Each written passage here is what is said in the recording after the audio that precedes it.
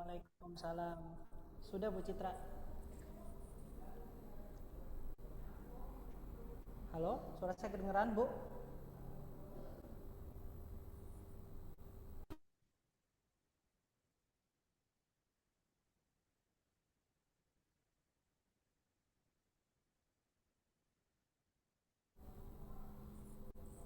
Halo, Assalamualaikum. Suara saya kedengeran Bu Oh iya, Citra? oke Bu.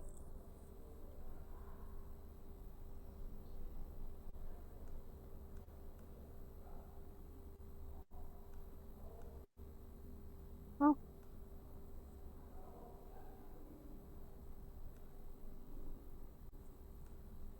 Assalamualaikum Pak Ferry. Udah ya. Assalamualaikum. Sudah Halo Pak kedengeran Ferry. suara saya? Bisa tes suara dulu Pak. Halo, Assalamualaikum. Suara saya kedengeran Bu?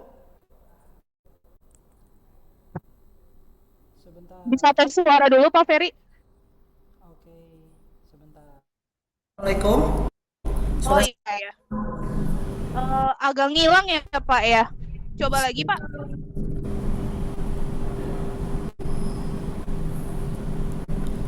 Halo, Assalamualaikum.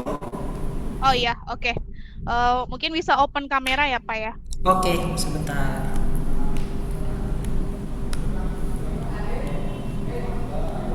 Sebentar Bu, saya atur ini Bu. Oke.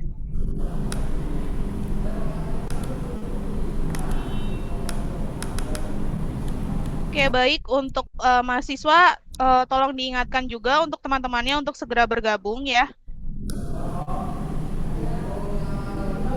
Baik, karena narasumbernya sudah hadir, jadi saya mulai.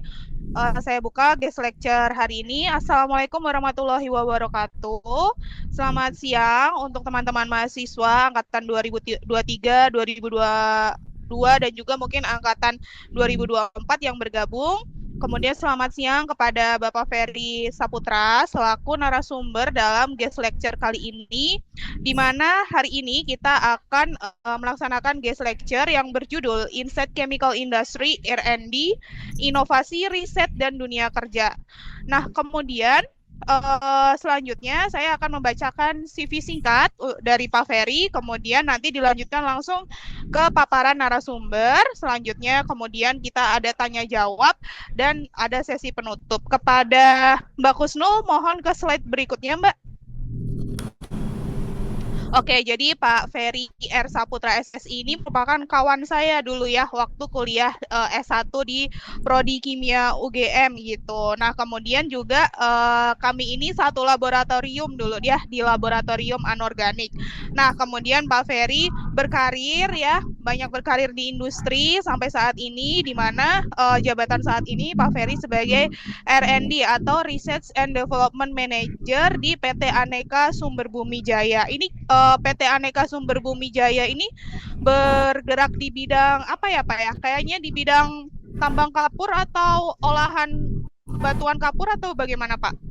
Benar Bu, saya izin Oh, jawabnya nyambung betul. Tambang kapur sekaligus processingnya juga. nah ya, jadi nanti akan mempelajari juga ya, sharing ilmu bagaimana suatu riset kemudian bisa dijual ke pasar gitu ya. Kemudian beliau juga lulusan S1 dari UGM Kimia, masuk di tahun 2012, lulus di 2017. Nah, kalau lulus nih duluan saya lulusnya ya. Pak Ferry waktu itu apa ya Pak ya? Kayaknya laptopnya hilang pas skripsi ya, jadi lama ya.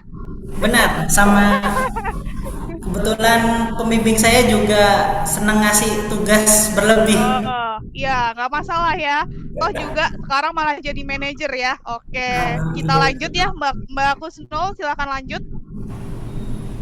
Oke, jadi untuk pengalaman kerja, jadi diawali setelah lulus itu bekerja di Kaldosari Nabati atau terkenalnya ini ya, Ricis gitu ya. Benar, benar Nah, Bu. kemudian pindah lagi ke PT Kati Kartika Murni atau APP ya, Asian Food Paper Sinarmas, kemudian masuk ke Behrindo Utama Buana, masuk ke Omia, kemudian Atlantic Ocean Pen. Ini Atlantic Ocean Pen itu Avian bukan Pak? Bukan ya? Berbeda, Bu. Oh, beda ya. Oke, Beda. kemudian sampai sekarang di R&D Manager. Nah, ini teman-teman yang mungkin sudah di tahap PKL atau magang, kemudian juga sudah di tahap semester akhir ya. Kita lihat tuh perjalanan karir Pak Ferry. Nggak apa-apa ya pindah-pindah itu, karena berpindah pun juga ilmu kimianya tetap kepake ya. Bahkan untuk mencapai jabatan yang lebih tinggi itu memang butuh update skill. Nah, salah satunya juga bisa melalui pindah jalur pindah tempat berkarir gitu ya. Nah, kemudian bisa lanjut Mbak Kusnul. Oke, ini buat core competency and skill-nya dari Pak Ferry ya, karena Pak Ferry bergerak di bidang industri, jadi harus ada skill-skill selain skill analisis kimia, itu kan pasti harus dipahami. Kemudian ada juga skill-skill lainnya yang bersifat spesifik ya, berdasarkan di mana Pak Ferry bekerja gitu ya Pak ya.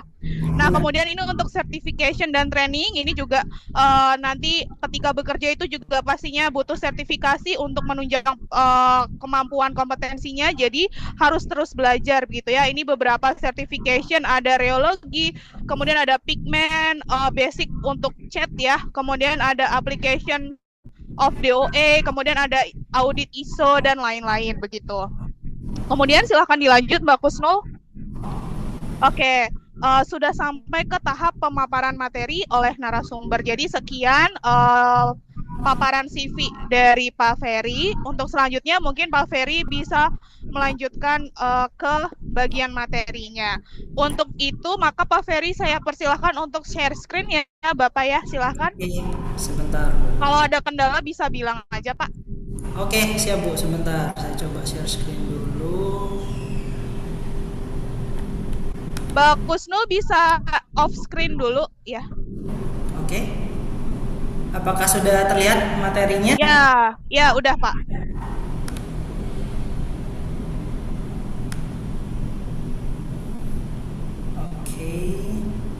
Oke, silakan Bapak. Oke, sebentar, maaf. Share screen-nya.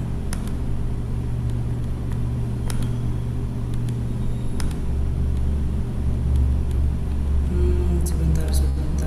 Tadi saya tutup. Bentar Ibu, saya lupa tadi. Nah, oke. Saya mulai. Terima kasih atas waktunya. Terima kasih. Selamat siang, Bu Citra, kemudian jajaran dosen yang hadir dalam kuliah tamu pada siang hari ini tanggal 2 Juni 2026. Dan selamat siang semua, saya panggilnya rekan-rekan aja ya, biar saya bisa masih dianggap sepantaran lah dengan adik-adik semua ini. Jadi, Assalamualaikum warahmatullahi wabarakatuh. Saya izin perkenalkan singkat saja, nama saya Ferry Rahmadani Saputra. Kemudian bisa dipanggil dengan nama Ferry. Kalau di sini di terakhir saya bekerja ini di Anika Sumber Bumi Jaya atau ASJ, saya dipanggil Dani karena ada nama Ferry yang lebih senior, jadinya saya kalah nama. Jadinya akhirnya saya dipanggil dengan nama Dani. Seperti itu. Jadi hari ini kami akan menyampaikan tentang topik Insight Industrial R&D yang berfokus pada how chemical innovation are born to funded and brought to market. Jadi fokusnya di sini tentang R&D juga, kemudian juga selipkan sih beberapa seperti karir saya tentang quality juga, karena di sini saya lama di bidang QC juga sebelum pindah ke R&D. Oke, saya lanjut. Di sini ini kita harus tahu tentang kuliah dulu ya. Dari mana kita belajar gimana sih kalau mau masuk ke industri gitu kan, dari kimia apa sih yang harus diperlukan di dunia industri itu seperti apa. Ini adalah gambaran sebenarnya dari perjalanan karir saya. Yang pertama, kita harus mengetahui kimia itu akan lekat dengan namanya formulasi. Gitu kan? Formulasi ini akan saya sampaikan tentang gimana sih tentang cat itu sendiri. Saya akan lebih spesifik membahas tentang cat itu sendiri. Kemudian ada design of experiment. Sebenarnya kalau design of experiment ini teman-teman semua atau rekan-rekan semua sudah pernah melakukan sih. Ketika untuk PKL ataupun lagi skripsi ya, rekan-rekan yang lagi skripsi itu akan berhubungan dengan design of experiment, atau kalau bahasa kita dulu atau saya dulu melakukan itu trial and error. Tapi dengan zaman yang udah mulai canggih, kita melakukannya dengan software seperti itu. Kemudian di sini ada yang ketiga, kita ada tentang membahas tentang kalsium karbonat, mining dan processingnya. Kemudian apa sih itu QC dan quality management. Kemudian inovasi dan studi kasus yang pernah kami buat. Yang terakhir ada karya dan masa depan terkait bagaimana kimia industri atau kimia lulusan kimia itu bisa berkarya di industri. Seperti itu. Saat ini ada gap yang harus kita ketahui bahwa di dunia kampus dan dunia industri itu memiliki ada perbedaan ya, perbedaan gap ataupun jarak yang mungkin bagi teman-teman semua, rekan-rekan semua itu, aduh saya harus ngapain, aku harus ngapain sih ke depan gitu kan ketika sudah lulus kuliah. Jadi itu, di dunia kampus itu teman-teman akan mempelajari tentang karakterisasi material, kemudian menggunakan instrumen, ada juga misalnya belajar tentang teori-teori itu akan dipakai. Sedangkan di industri butuh sesuatu yang cepat, dan hasil cepat dan bernilai uang. Artinya duit. Kata Mr. Krabs kan, duit. Nah seperti itulah. Jadi intinya di dunia bisnis atau itu yang kan butuh eksperimen itu. Kalau kita di kampus atau mau praktikum ataupun lagi skripsian ya gagal itu tidak masalah, tapi kalau di industri atau suatu perusahaan kita kerja sebagai karyawan, satu kali riset itu gagal, yaitu adalah duit yang dibuang dan waktu juga yang dibuang. Itu adalah suatu kerugian yang memang kita harus hitung. Makanya ada namanya kan DOE, design of experiment, kita untuk mengoptimalkan riset kita supaya lebih dalam waktu yang singkat kita bisa lebih optimal, seperti itu. Kemudian dari data kalau di kampus kita hanya menghitung hasil, tulis laporan, sudah selesai. Tapi kalau di industri ya kita ada namanya juga ERP, ini sejenis software yang nanti integrasi antara setiap bagian atau divisi dari masing perusahaan. Misalnya ada sales, kemudian ada purchasing, kemudian nanti ada QC juga, dan produksi. Itu akan bisa membaca data yang sama, yaitu dimasukkan dalam software namanya ERP. Kemudian dianalisis, kalau QC sendiri nanti dianalisis SPC ini seperti statistika ya, statistika proses kontrol. Artinya kalau dulu saya belajar itu ada namanya, seingat saya itu saya lupa, statistika kimia kalau tidak salah, atau saya lupa, mungkin Bu Citra nanti bisa menambahkan ya. Saya seperti lupa itu, seingat saya di semester 5 itu akan menjadi basic kita untuk mempelajari tentang dunia data. Itu penting, data itu sangat penting, seperti itu, yang bisa menjadi keputusan kita atau memberikan keputusan kepada manajemen atau board of director juga tentang nanti menghasilkan suatu kebijakan atau peraturan-peraturan yang lainnya, seperti itu. Kemudian ya komunikasi, kalau kita komunikasi di dunia kampus ya dengan bentuk laporan ya. Biasanya sih saya juga pernah jadi asisten, semakin tulisannya semakin banyak semakin bagus. Tapi ternyata di industri itu tidak seperti itu.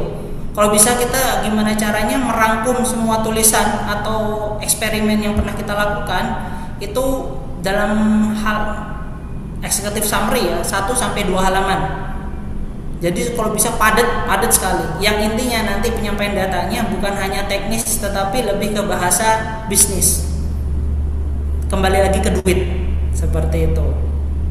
Oke, saya lanjut aja formulasi. Nah, seperti inilah gambaran teman-teman tentang cat itu. Ini kimia banget. Teman-teman semua sebenarnya sudah punya basic di sini. Jadi seorang R&D ataupun QC di industri cat itu berkaitan dengan formulasi itu sebenarnya udah paham.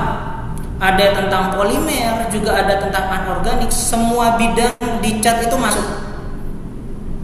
Seperti itu.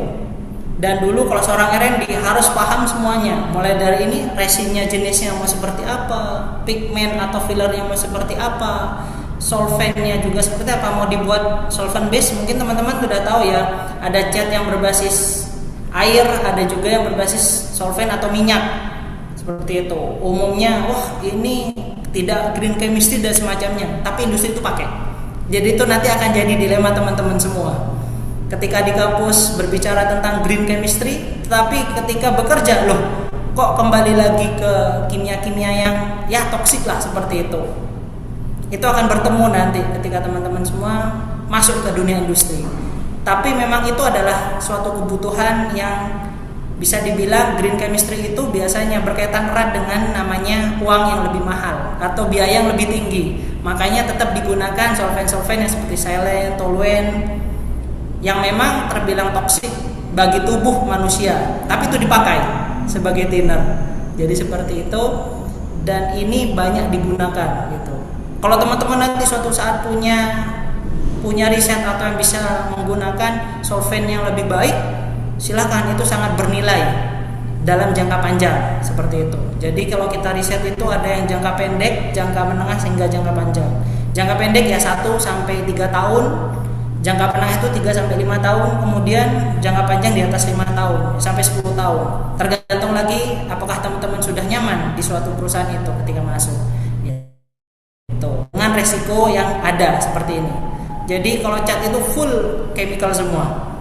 Seperti teman-teman yang bisa baca di sini, cat itu ada namanya resin, binder, apa seperti ada epoksi. Teman-teman udah tahu ya, gugus epoksi belajar di kimia organik ya, gugus fungsi. Kemudian akrilik ini nanti seingat saya ada hubungan sama gugus hidroksida, alkid juga sama, poliuretan ini polimer juga, nanti rekan-rekan akan bertemu seperti ini.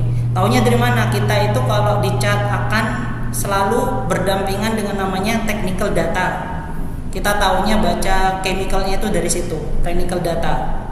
Sama seperti MSDS ya, teman-teman semua kalau beli atau memakai suatu reagen kimia, teman-teman harus baca dulu MSDS-nya, lembar keselamatan kerjanya. Nah, sama kalau di cat itu selain MSDS, kita juga harus belajar tentang technical datanya. Apakah ini cocok digunakan di formula cat yang ingin kita buat. Yang saat itu dari kami menghasilkan suatu produk baru namanya Altex All-in-One di perusahaan saya sebelumnya.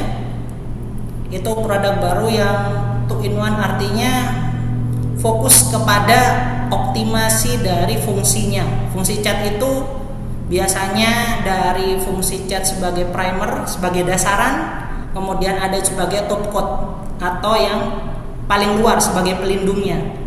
Seperti itu. Jadi dua fungsi itulah dijadikan satu yang kita sebut Altex All-in-One saat itu.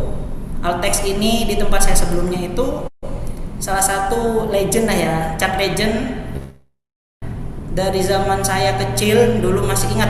Atau teman-teman masih ada ingat kalau kalau pernah tahu ya, entah ada paman, om, tante ataupun ayah atau bapak yang pernah ngecat rumah, kalau ingat dengan nama Altex, itu adalah salah satu cat.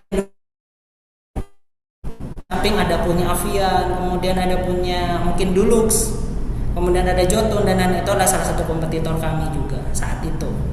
Ini ada beberapa saya gambarkan juga. Oh, ini reaksinya seperti ini loh. Sebenarnya tetap membutuhkan kimia di industri itu. Apapun itu tetap membutuhkan kimia.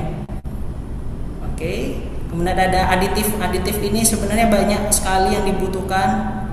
Kalau di cat umum itu pasti ada dispersing dan wetting. Seperti itu. Bedanya ada apa? Nanti teman-teman bisa search itu bisa lebih detail lagi. Karena kalau jadi ini detail, kembali lagi tentang cat. Itu bisa. Nanti kita bisa diskusi di lain kesempatan atau dalam waktu, kita bisa diskusikan hal itu gitu kan. Sambil belajar ya, saya juga sharing, kemudian saya juga belajar dari rekan-rekan semuanya, termasuk Bapak dan Ibu hadir dalam kegiatan acara hari ini. Seperti kita yang udah sampaikan teman-teman, ada sistem layer dalam lapisan cat ya, seperti itu. Ada substrat, primer, intermediate atau top coat. Intermediate boleh dihilangkan, bisa langsung top coat dengan memainkan nanti namanya film. Jadi pembentukan film kering atau basahnya. Itu. Apalagi itu, itu nanti akan perlahan sebenarnya. Saya pun juga saat masuk ke dunia industri cat itu tidak serta paham yang mana tiba-tiba masuk di situ itu sangat, karena banyak sekali yang harus saya pelajari, harus saya tahu. Tapi perlahan mudah-mudahan dengan saat ini ya teman-teman udah kenal nama AI ya. AI itu udah makin canggih, bisa dibuat rangkuman dari mungkin buku setebal 1000 halaman bisa dijadikan padat, bisa dibaca dalam waktu sehari 2 hari dengan bantuan AI dengan bahasa yang lebih mudah dimengerti. Itu bisa dilakukan teman-teman semua. Udah makin canggih ya. Jadi dulu belajarnya saya buku dari eksperimen, akhirnya dengan adanya bantuan AI kita bisa membacanya lebih simpel lagi seperti itu. Kemudian ini tentang desain eksperimen ya. Saya simple aja penggambarannya seperti ini teman-teman. Kalau cara lama kita memang belajar tentang trial and error ya. Kita mau berapa variasi sih yang kita lakukan gitu kan. Misalnya mau bikin suatu riset larutan ya, misalnya ya tentang emas nih. Kita pengen tahu konsentrasi emas dalam suatu sampel yang tidak ketahui, kan kita harus tahu bagaimana kita untuk membuat larutan standarnya juga. Kemudian kita untuk menentukan berapa sih kadar emas itu sendiri, itu kan menggunakan misalnya harus dengan aqua regia, konsentrasi mau dibuat berapa dan semacamnya. Itu kan kita perlu faktor itu. Oh, konsentrasi harus sekian dan lain-lain. Kalau di cat itu ya kita mainnya adalah menggunakan satu resin nih, resin misalnya alkit yang paling gampang. Oh, alkit ini berapa, kita harus optimalnya dengan rasio untuk meningkatkan, namanya meningkatkan daya. Tadi kan ada adhesion sama fleksibilitas, artinya adhesi itu daya rekatnya terhadap substrat. Catnya itu mana yang lebih optimal sih, gitu kan? Itu kita pelajari di situ. Kalau kita manual, wah itu butuh waktunya lama. Saya pernah lakukan itu manual, gitu kan? Ya kurang lebih ya kalau riset manual itu bisa 1-2 bulan seperti itu. Tapi kan nggak bisa kita serta-merta harus seperti itu teman-teman semua. Riset itu kalau bisa sehari, 2 hari, 3 hari, seminggu, kalau bisa dapat, wah itu harus dilakukan seperti itu. Makanya dengan kita menggunakan DOE ini, desain eksperimen ini, kita lebih simpel. Sebenarnya banyak belajarnya. Nah ini kan tadi ada beberapa software yang digunakan ya, kayak JMP. Kok bisa sih tahu kayak gini? Ya dulu saya adalah orang yang iseng belajar mencari namanya webinar gratisan. Saat itu kenapa kenal DOE itu? DOE ini saat zaman COVID banyak yang ngasih perusahaan-perusahaan luar internasional kayak JMP, Minitab atau desain eksperimen itu ngasih webinar gratisan. Nah saya ikut itulah, cari gratisan, karena kalau berbayar ya juga mahal gitu kan. Memang ada yang sehari, ada yang saya pernah ikut sampai 4 hari, 5 hari itu pernah ikut. Memang tetap menggunakan software itu berbayar ya, berbayarnya lumayan lah bagi kita kalau mahasiswa ataupun bagi saya sendiri sebagai profesional itu cukup mahal gitu kan. Tetapi kita bisa coba untuk trial dulu ya. Trial 30 hari kita coba apakah kita cocok dengan software ini, apakah kita optimal menggunakan software ini. Itu bisa kita lakukan. Seperti itu ya. Kita bisa dari 81 percobaan dari sini menjadi 25 percobaan. Ya turunnya cukup banyak juga ya. Kita dari situ kita bisa melihat, oh dengan software ini kita bisa optimal loh dan hasilnya lebih pas. Seperti itu. Biayanya juga dapat ditekan. Intinya kembali lagi kalau kita industri itu biaya, duit.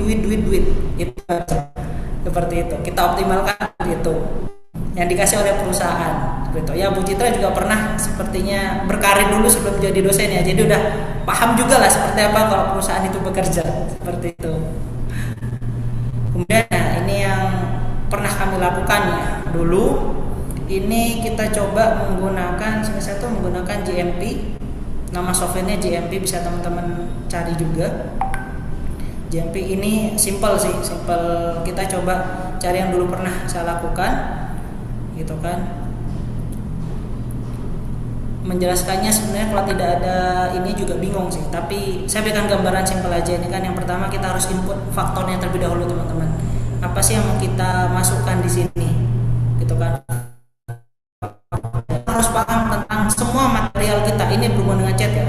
Semua material yang kita punya di lab kita itu kita harus paham karakter kimianya seperti apa, karakter fisiknya seperti apa. Alkit misalnya, simple alkit itu adalah cat yang paling murah, common cat common paint di Indonesia lah. Yang harganya murah kalau alkit itu banyak digunakan untuk kayu dan besi.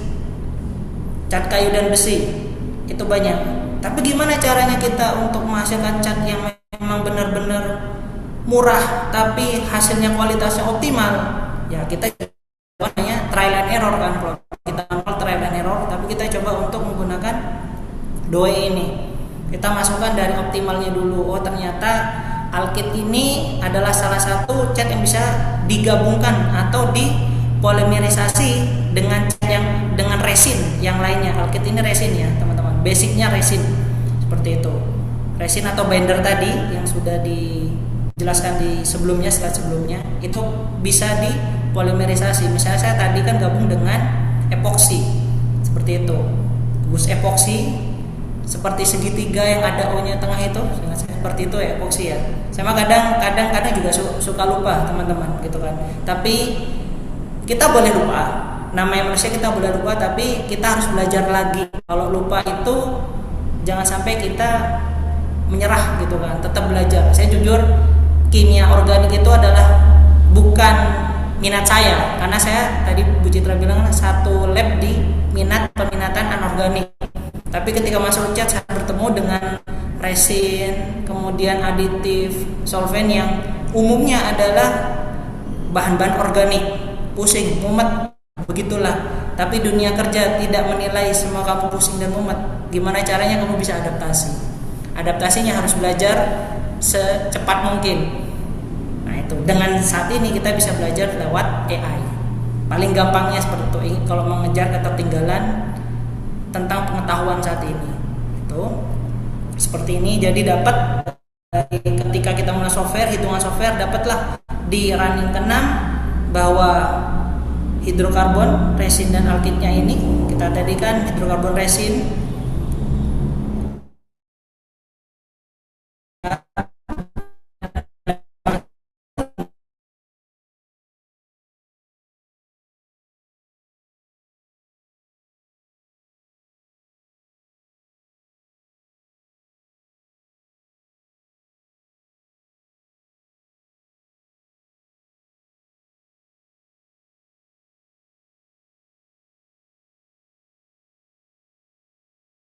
tapi berarti dari hitungan estimasi software ini cukup baik kita gunakan makanya. Tapi kalau berbayar teman-teman, jujur memang mahal software ini, JMP ini. Tapi ya kita bisa lakukan, optimalkan 30 hari, ya udah gimana caranya dalam waktu 30 hari itu kita bisa dapat optimal seperti itu.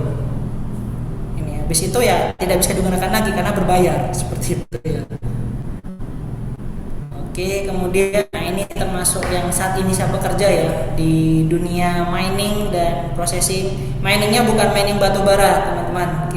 Kalau saya di kalsium karbonat. Produk simple, komoditas, banyak juga dijual ya di Indonesia terutama. Biasanya kalsium karbonat ini banyak di daerah pesisir utara, Pantura. Mulai dari Gresik biasanya sampai ke Rembang, Jawa Tengah. Deretan kalsium karbonat itu banyak di sana. Gunung-gunung kalsium karbonat, gunung-gunung kapur. Termasuk kalau daerah selatan itu di Jogja juga ada. Termasuk di Jawa Barat sekitar Padalarang itu juga ada. Seperti itu. Dan apa sih fungsinya kalsium karbonat ini sebenarnya? Sebenarnya kalau kalsium karbonat itu banyak fungsinya teman-teman. Di cat itu juga pakai sebagai filler tadi yang udah disebutkan. Kemudian bisa nggak untuk pupuk? Bisa, sebagai pupuk juga bisa. Lebih tepatnya itu pupuknya pre-treatment. Jadi sebelum rekan-rekan semua atau teman-teman semua melakukan pemupukan misalnya tanaman padi, itu ada namanya kita harus melakukan treatment. Stabilizer tanahnya dulu, kita lihat pH-nya berapa sih, gitu kan? Karena pH yang baik itu di tanah harusnya 7, mendekati 7, 6,5 sampai sekitar 7,2 lah. pH yang baik untuk tanaman itu. Nah, ketika kita biasanya melakukan sebelum pemupukan itu ada treatment, pre-treatment, itulah biasanya kita taburkan kalsium karbonat. Itu meshnya berapa? Kita nyebutnya mesh ya, ukuran partikelnya. ada yang 100 mesh, ada yang 200. Kalau standar nasional Indonesianya itu di angka 100 biasanya, 80 sampai 100. Seperti itu. Kenapa harus segitu? Supaya ketika nanti dia larut terkena air itu lebih mudah, karena semakin kecil partikelnya nanti, meshnya itu ukuran partikelnya semakin mudah larut. Seperti itu. Jadi gambarannya. Kemudian juga filler itu kalsium karbonat bisa digunakan di kertas sebagai pemutihnya, campuran fillernya, kertas-kertas putih yang teman-teman pakai untuk skripsian atau magang ataupun penulisan laporan, buku-buku semua itu ada kandungan kalsium karbonatnya. Itu pasti ada. Yang dibuat oleh beberapa perusahaan, terutama di tempat saya dulu di Sinarmas, itu menggunakan kalsium karbonat pada pembuatan kertasnya. Di samping ada namanya pemutihnya itu namanya optical brightener. Jadi penambah kinclong gitu ya, nambah cerah.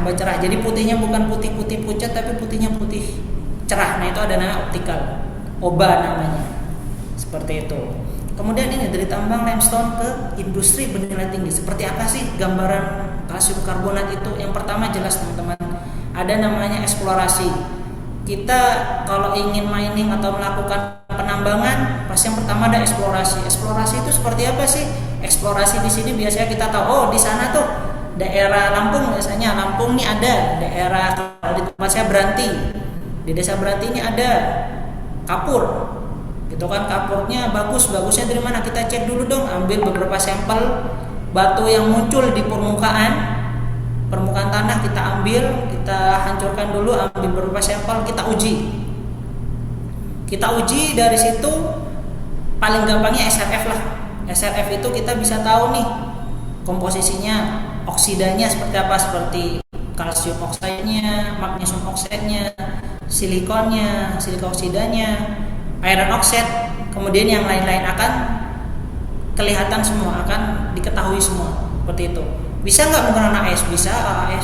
Bisa AS tapi kan lama gitu. Kalau di kampus banyak AS ya gitu. Kalau SRF ini biasanya lebih cepat hasilnya, preparasinya juga lebih murah gitu, dan dia lebih bisa membaca banyak logam oksida ya, terutama logam oksida yang dipakai. Jadi kalau kita tahu kalsium oksidnya tinggi, jadi kalau batu kapur itu yang dibaca di XRF bukan kalsium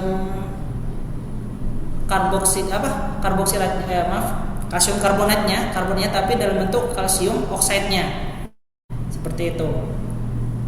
Kemudian nanti setelah eksplorasi kita dapat batu yang bagus, kemudian kita ada namanya coba di drilling, dibor dulu sedalam misalnya 5-10 meter. Kalau itu hasilnya oke, konstan, baru kita urus semuanya. Ada izin usaha penambangannya juga atau IUP, yaitu biasanya nanti kita urus ya dari teman-teman tambang, terutama ada melibatkan teman-teman geologi, geofisikanya juga untuk eksplorasi ini. Kemudian dari situlah nanti ada pembentukan tambangnya. Tambangnya seperti apa cara ngambilnya? Kalau dia dalam bentuk gunung, kita bisa bor. Kalau posisinya udah di atas seperti gunung. Tapi kalau dia di dalam tanah, undermining, ya kita harus pakai banyak cara. Salah satunya kita pakai blasting atau peledakan. Peledakan ini juga tidak bisa sembarangan. Jadi memang harus teman-teman yang memang bermain atau mengerti tentang peledakan. Seperti itu. Itu yang di tempat saya juga ada melakukan peledakan ini juga metodenya. Seperti itu. Kemudian yang setelah quarrying ini atau di tambang ini kita juga ada primary crushing. Jadi batu-batu yang besar yang kita hasil tambang atau hasil peledakan itu kita kecilkan lagi ukurannya. Masa kita pakai yang gelondongan gede yang sekitar diameternya 100 cm atau 1 meter kan nggak mungkin masuk ke mesin. Betul, lama prosesnya, bisa harus menyesuaikan dengan mesin yang kami punya atau yang memang kita sediakan, seperti itu. Baru nanti kita hancurkan bahan. Biasanya kita dengan dibor juga supaya ukurannya lebih kecil dulu. Sebelum itu masukkan ke primary ini. Primary juga nanti keluarlah dari ukuran misalnya 40 cm, 40 40 cm, kemudian di crushing atau dihancurkan, keluarlah nanti jadi batu-batu berukuran sekitar 3 cm, 3 sampai 8 cm seperti itu. Kemudian akan di screening lah, dari ukuran segitu kita screening mana yang kita mau pakai nih. Maka ada klasifikasi ukuran, 3 sampai 8 masuk ke sini. Ada nanti yang keluarnya ada 10 cm, tergantung nanti dari screening atau ayakan yang dari mesin primary itu, yang kita butuhkan yang mana. Kemudian nanti setelah itu lanjut ke grinding ini, namanya secondary. Secondary nanti ukuran yang paling kecil tadi 3 sampai 8 cm. Dikecilin lagi sampai ukuran sekitar 1 sampai 2 cm.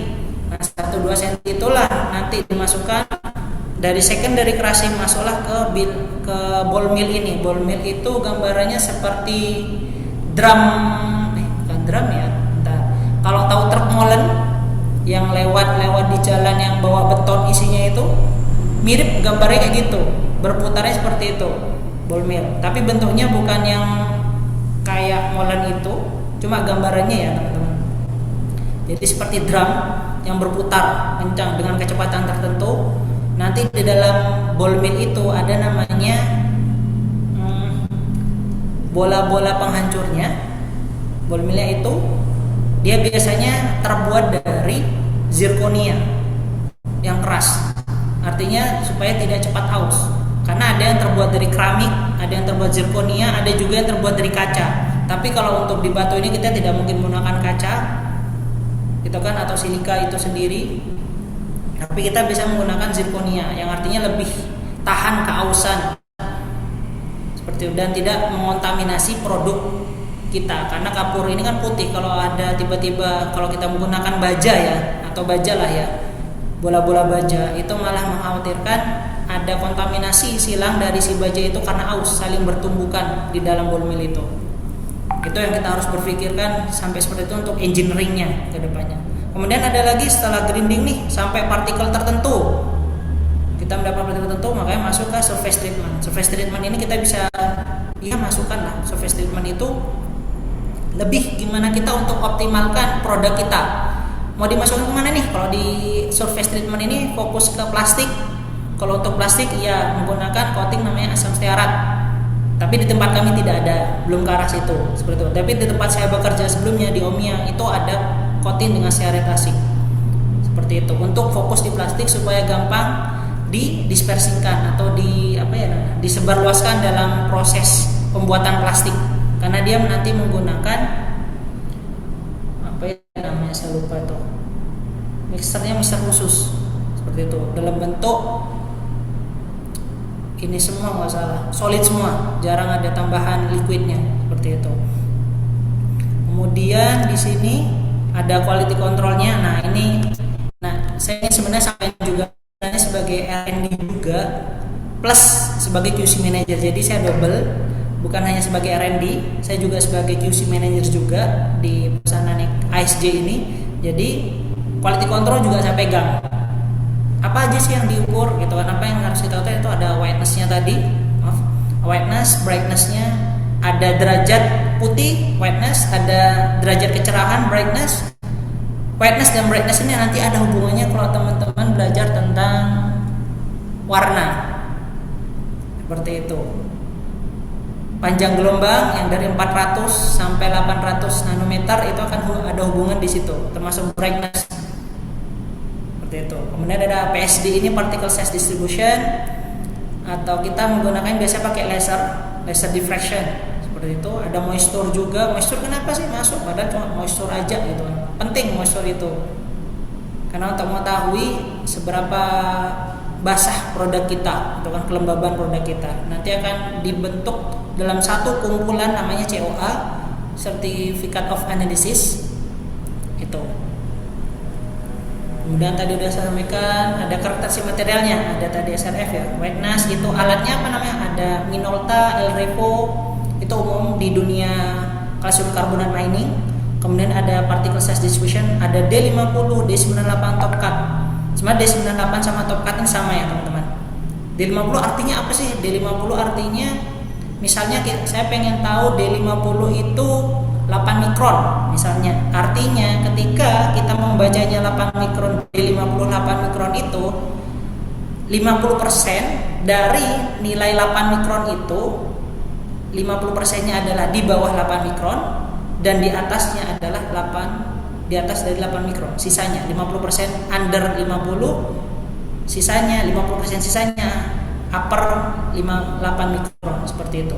Kalau D98 top cut artinya paling besar. Itu 98%, artinya misalnya D98 terbaca di alat PSD itu 13 mikron misalnya, 13 mikron. Artinya 98% nilai dari suatu material itu yang terukur atau partikel dari kalsium karbonat itu di bawah dari 13 mikron dan sisanya 2% itu di atas dari 13 mikron. Jadi seperti itu cara bacanya. Nanti kalau teman-teman ketemu atau lagi riset dengan hubungan dengan PSD ini akan seperti itu. Oke, kemudian ada moisture content loss of ignition ini. Untuk kita mengetahui loss of ignition ini, cek pijar ya, daya pijar itu untuk mengetahui seberapa banyak pengotor organik ataupun logam-logam lain yang ketika dipanaskan akan menghilang di 900 sampai 1000 derajat Celcius. Itu untuk kalsium karbonat biasanya. SRD kita butuh juga. Kemudian ada aplikasi ini teman-teman yang udah sekaligus tadi saya bahas kan. GCC itu singkatan dari ground kalsium karbonat umum. Ada GCC, ada PCC. PCC itu saya lupa namanya. Jadi dia itu PCC secara chemical, kalau GCC secara physical. Artinya cuma pakai alat dari kalsium atau batu yang besar jadi yang kecil, jadi powder nanti. Kalau PCC itu secara kimiawi, kita bisa atur ukurannya mau segimanapun, kemurniannya kita bisa atur. Tapi kalau GCC kita tidak bisa mengatur kemurnian. Yang dikasih Tuhan atau dikasih oleh alam, yaitu kita terima, kita olah atau kita arahkan menjadi produk yang lebih baik. Seperti itu. Ya kualitinya sepertinya ada di lapangan ya. Itu kan ada biasanya ada hubungan dengan warna. Kemudian nanti ada perbedaan partikel size-nya antar batch seperti itu. Dan kita harus buat root cause-nya. Nah, ini sedikit gambaran ya teman-teman terkait apa yang pernah saya lakukan di Omnia dulu yang berkaitan dengan kerjaan saya ya. Itu. Kita harus namanya capa hubungan QC dan quality management itu akan berkaitan dengan ini, mengidentifikasi masalah. Ini juga akan bergantung atau akan membantu kita dalam proses menemukan masalah di R&D juga, akan berhubungan QC dan R&D ini.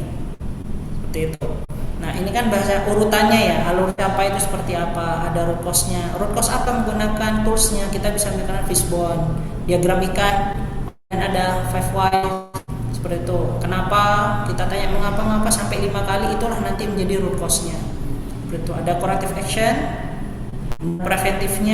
preventif ini korektifnya ketika ada masalah apa sih yang harus kita lakukan segera, tindakan segeranya. Preventif ini supaya kejadian itu tidak terulang kembali. Kemudian kita konfirmasi atau verifikasi selama efektivitas korektif dan preventif yang kita ajukan kepada manajemen itu atau ke departemen terkait apakah berjalan dengan baik atau tidak.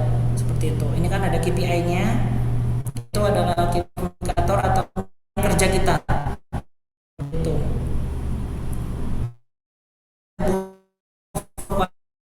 Setingkat manager ataupun SPV ke atas akan berhubungan dengan cost of quality. Artinya ketika ada kualitas itu apa sih yang mempengaruhi nanti dari produk itu, yang kita tahu berapa sih kerugian kita akibat cacat atau defek yang ditemukan dalam proses pengecekan kualitas. Seperti itu, kualitas suatu produk. Ini gambaran aja teman-teman, cost produk dapat mempersen internal failure-nya seperti apa, eksternalnya seperti komplain, return, atau itu barangnya balik. Kemudian appraisal juga sehari-harinya juga kita terkait uji testingnya, pengujiannya, inspeksinya, auditnya juga. Kemudian ada prevention, ini tadi kan juga SOP, training, karena itu termasuk investasi buat kita juga. Jadi kerja bukan hanya kita mengerjakan kewajiban, tapi kita juga kalau bisa di training atau mendapatkan training, itu adalah suatu apa ya namanya ya, suatu rezeki ya. Rezeki kita dapat training gratis dibayar oleh perusahaan dan dapat ilmu. Jadi gambarannya itu kita belajar tapi dibayar. Seperti itu. Itu adalah salah satu mindset saya dulu di training, atau ketika saya training saya belajar sendiri, artinya saya tahu gitu kan. Kemudian ini standar yang memang harus teman-teman pahami ya, gitu kan. Kalau di saya dulu sebenarnya kalau paling lengkap di industri farmasi dan industri makanan, karena saya dari makanan, awalnya karir saya adalah di industri makanan, makanya saya dapat belajar banyak tentang standar internasional ini. Sebenarnya teman-teman, dulu saya pernah belajar ini di kampus dulu, tetapi saya hanya dapat informasi apa ya, materinya saja kalau tidak salah, tapi belum pernah ikut kelasnya. Jadi sama, saya waktu kuliah juga nggak ada nih seperti itu. Jadi hanya belajar sendiri, cari sendiri. Intinya ya kita belajar, namanya orang masih hidup itu kita harus terus belajar teman-teman. Dunia industri itu cepat perputarannya. Kalau kita tidak bisa adaptasi dengan apa ya, regulasi yang ada, kita akan tertinggal. Ketika tinggal ya perusahaan kita tidak bisa mengejar regulasi atau requirement yang dibutuhkan oleh pasar itu sendiri. Makanya industri kimia atau sarjana kimia itu kayak seperti ini. Ada ISO, kita belajar ISO, Quality Management System, hubungannya dengan kualitas, ISO Lab ya, akreditasi 1725. Cuma saya baru dapat info kalau ISO 9001 2015 ini di tahun ini sudah diperbarui jadi ISO 9001 2026. Artinya sudah ada pembaruan seperti itu.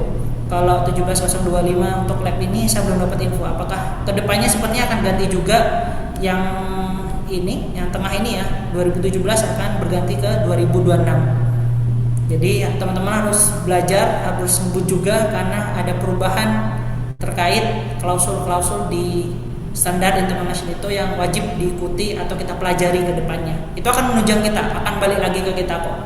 Seperti itu. Ada relevansinya kok. ISO ini 91 ya tadi berhubungan dengan quality management, ada tadi PDCA, simpelnya PDCA, plan, do, check and action. Ini bisa rekan-rekan semuanya atau teman-teman semua bisa diterapkan saat penelitian atau membuat planning, riset, atau itu bisa ketika kita nggak mau pakai trial and error ataupun susah nih pakai DOE saya nggak ngerti, bisa pakai plan, do, check, action. Ini bisa diterapkan di riset teman-teman atau penyusunan ataupun belajar juga itu bisa dilakukan. Itu saya pun juga kenalnya belajar saya menggunakan PDCA ini ketika sudah bekerja. Waktu kuliah ya juga sama gitu, sama seperti teman-teman, ya udah mengikuti alur saja seperti itu. Tapi kalau sudah bekerja kita harus lebih memberikan usaha yang ekstra, sangat-sangat ekstra, apalagi kalau tidak punya ilmunya ya rekan-rekan semua ya, seperti itu.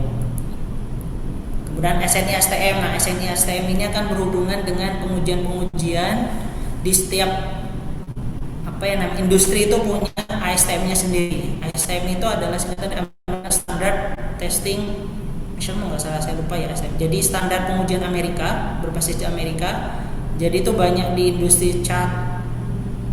Tidak hanya cat, hampir semua ASTM itu bisa digunakan di beberapa chemical ya, chemical industry juga, ataupun di cat juga itu sangat dibutuhkan. Kita pelajari aja satu, kita nyari yang simple aja.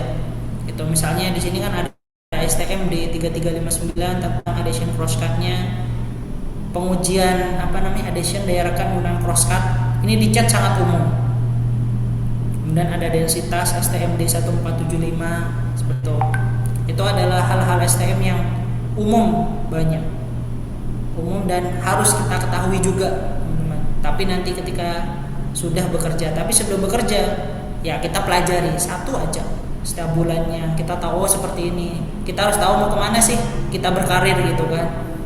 Sebagai sarjana kimia itu luas sekali, bukan hanya fokus di industri chemical tapi bisa di lain-lain, banyak sekali. Ada teman saya, ada tingkat saya yang sudah bekerja di industri purchasing atau logistik, malah logistik sangat jauh, nggak ada hubungannya logistik sama kimia kalau secara teorinya. tapi bisa untuk survive-nya itu kita mau belajar, intinya kita mau belajar dan terus berusaha lah untuk mencapai keinginan kita terutama.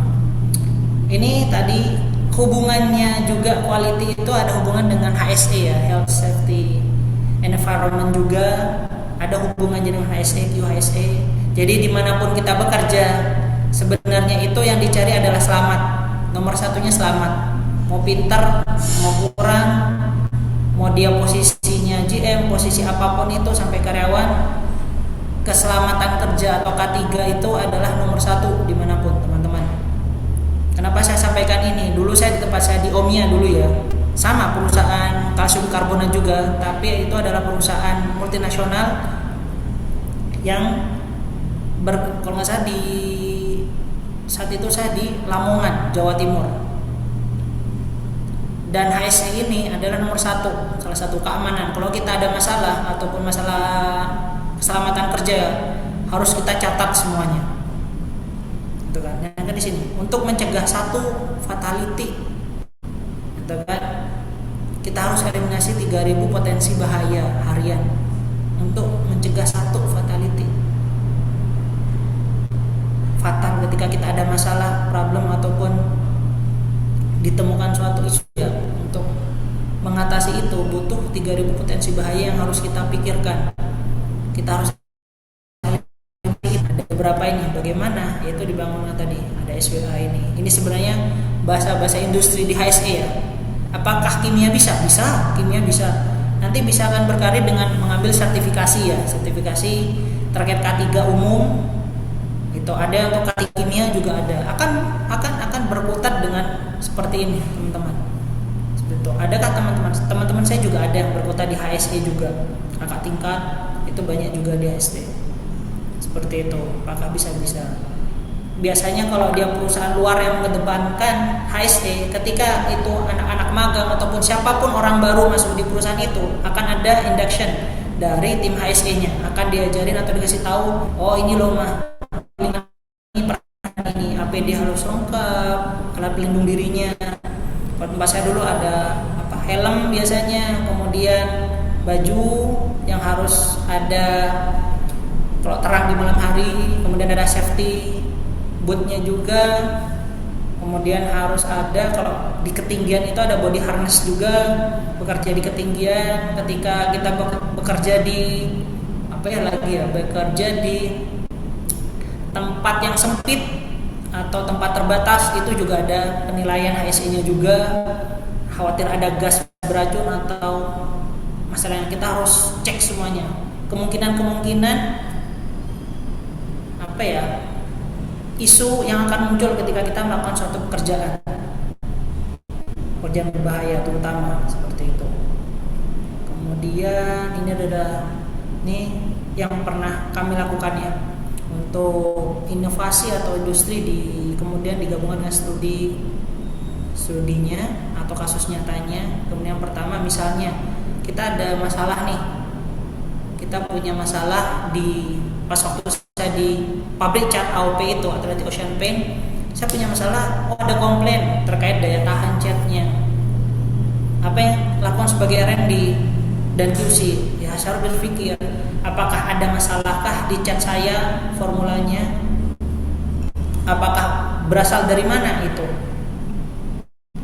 si komplain ini? Ternyata ternyata dari formula saya. Formula kami ini saat ini diaplikasikan di mana? Kita harus tahu, tanya detail menangani suatu komplain itu. Oh ternyata aplikasinya untuk proyek nih. Wah kalau proyek kita tidak bisa menggunakan formula yang biasa yang dijual di retail atau di toko-toko.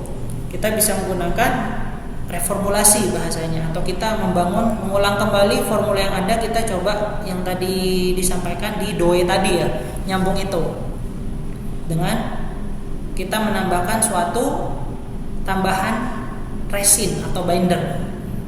Ya kita di sini sebutnya alkyd modified ya, termodifikasi. Lalu lahirlah si Altex 2-in-1 ini yang menjadi produk unggulan kami saat itu di Atlantic Ocean Paint. Dengan revenue-nya bisa sampai 900 juta dalam waktu 4 bulan. Kembali ke angka lagi teman-teman, kembali ke angka. Kita buat produk, seberapa jauh produk ini bisa memberikan omset bagi perusahaan. Sama kayak kita mikir danus lah. Kalau teman-teman mengadakan suatu acara danus, tanya, oh berapa sih omset kita, penghasilan kita berapa, ya seperti itulah.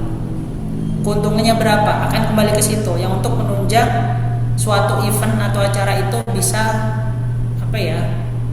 berjalan dengan baik atau menghidupi operasionalnya, seperti itu. Kan danus dulu sebagai ya anggap sales lah ya, sales nyari duit lah gitu kan. Itu ada hubungannya dengan kita ke depan. Kalau udah di danus itu, wah, secara jiwa salesnya udah tahu menjual, dia tahu produknya seperti apa, dia tahu teknikalnya ketika misalnya ada komplain dari luar seperti apa. Itu ketika kita mengikuti suatu acara atau event di kampus, itu adalah salah satu bentuk kita belajar gimana nanti industri itu bekerja, teman-teman. Seperti itu.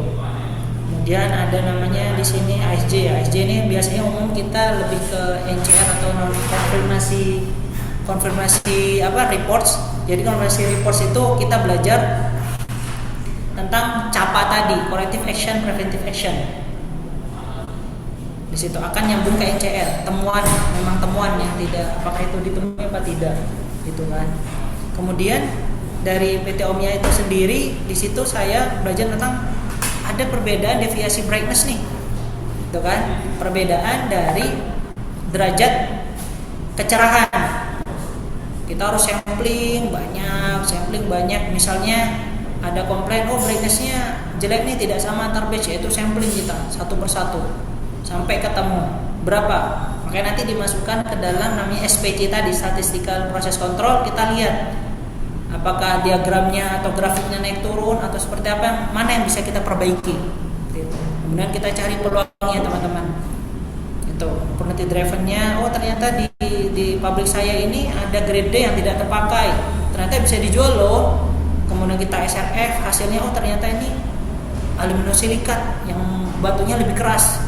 Bisa keras diarahkan kemana? Oh, konstruksinya misalnya mau ke KAI sebagai bantalan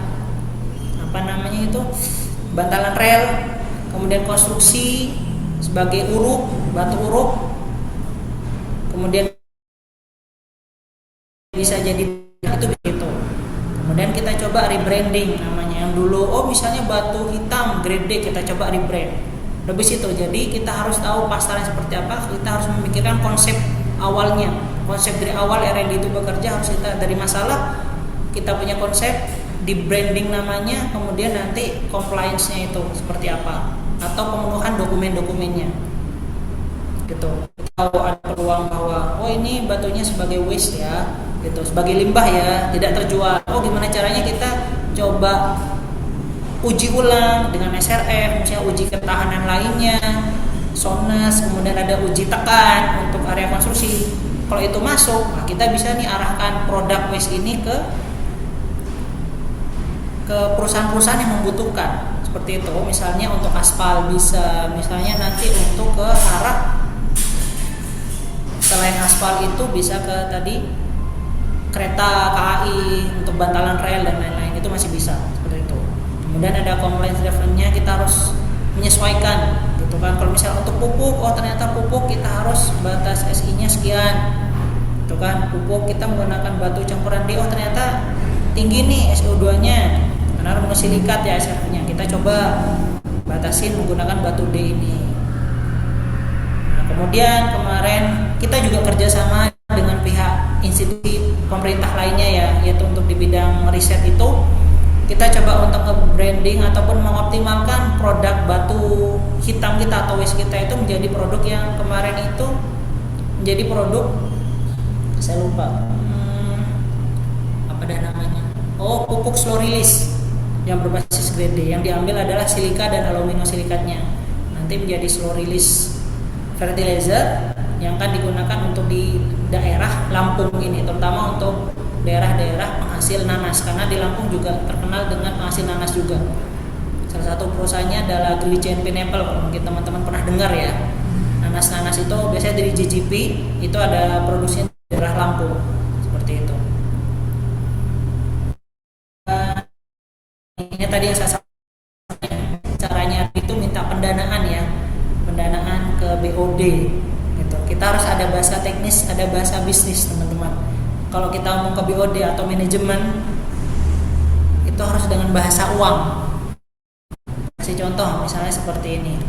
SNI ini kan SO2 dan SNT compliance ini ada kadar nih, punya produk kita silikon dioksida itu 6,1%. Kalau kita mengacu sebagai produk kapan itu akan lebih batas di maksimal 5%. Berarti kan perlu ada tindakan nih.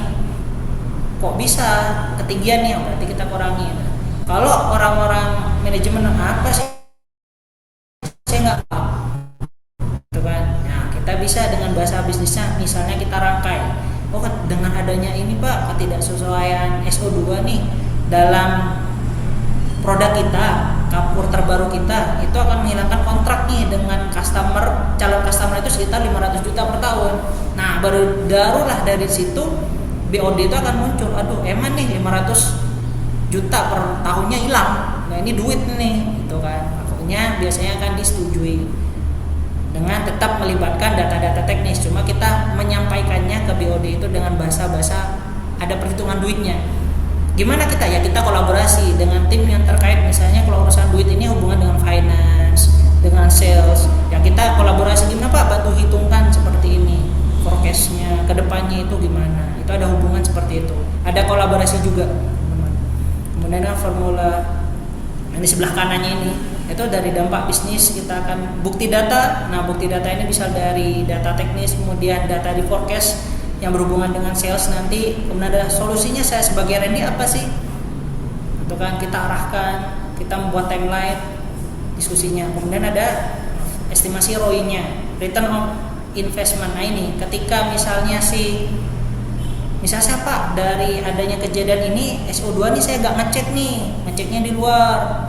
Tapi kalau ngecek di luar harganya mahal dan waktunya lama. Saya boleh nggak minta alat misalnya saya minta budget 100 juta.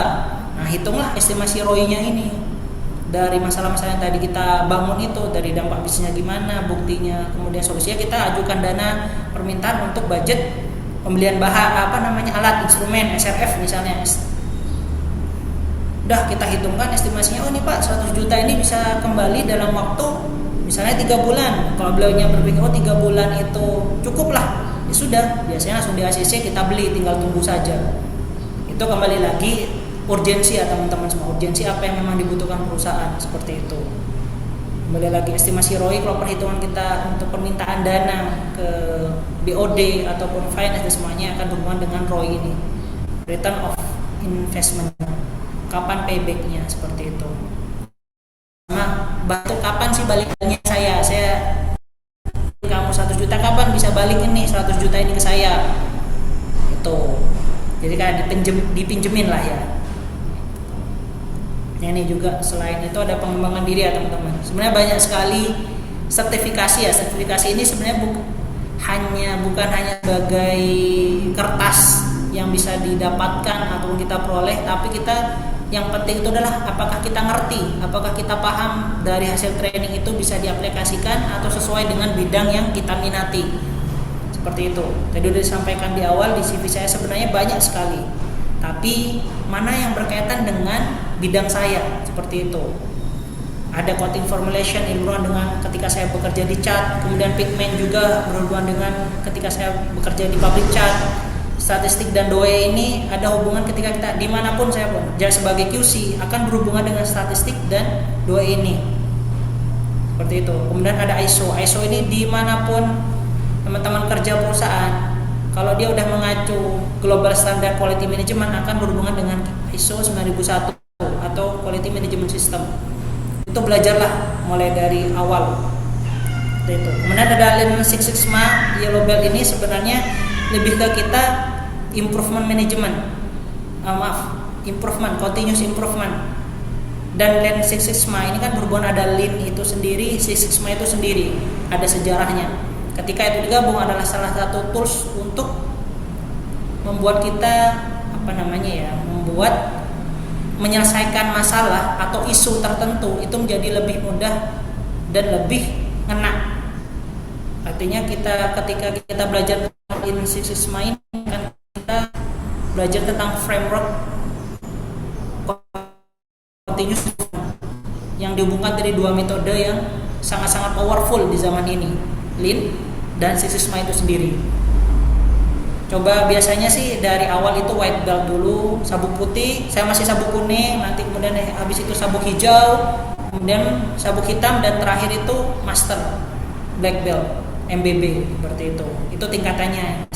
Kemudian ISO 17025 ini bagi teman-teman nanti yang bekerja di industri jasa lab ataupun makanan, itu akan berhubungan dengan 17025 seperti itu. Nah, ini peta karirnya ya teman-teman ya sebenarnya. Nah, teman-teman bisa lihat kalau sebenarnya banyak yang nggak hanya ini, tapi ini yang ada hubungannya dengan selama saya berkarir ya gitu. Luas sekali sebenarnya, sarjana kimia itu luas. Tidak hanya ini, karena banyak teman-teman saya adik tingkat ataupun kakak tingkat itu bisa bekerja di industri yang tidak ada hubungannya dengan kimia. Itu ada mungkin teman kami, teman Bu Citra juga yang bekerja di hubungannya dengan jasa internet juga, itu juga ada. Jadi tidak harus serta-merta kimia itu fokus di kimia aja, industri chemical, enggak. Di makanan itu banyak sekali. Makanan di Indonesia itu pabrik makanan itu banyak sekali akan berhubungan di situ. Kan teman-teman semua. Nah kan ini kan top skill untuk fresh graduate nanti ke depannya. Latihanlah untuk teman-teman membuat satu halaman yang berisi dengan eksekutif summary-nya setiap pekan, atau dari hasil-hasil teman-teman belajar, atau setiap hasil riset atau metode yang dikembangkan, catatlah dalam bentuk summary satu halaman. Seperti itu. Kemudian analisis ini kan selain Excel ya, Excel memang udah advance, bisa Python. Nah saya dulu waktu kuliah memang mungkin pernah tahu namanya Origin ya. Origin itu adalah satu software yang pernah saya pakai, tetapi tidak bisa menghandle data saya yang banyak sekali, terutama XRD. Bisa numpuk sampai 11 praktogram. Itu tidak bisa melalui Origin. Laptop saya ngehang, makanya dibantu oleh rekan kakak tingkat untuk buat bahasa pemrogramannya seperti itu. Itu juga belajar juga. Nah, standarisasi ya kita tadi saya bilang SNI, ISO, STM, belajarlah teman-teman.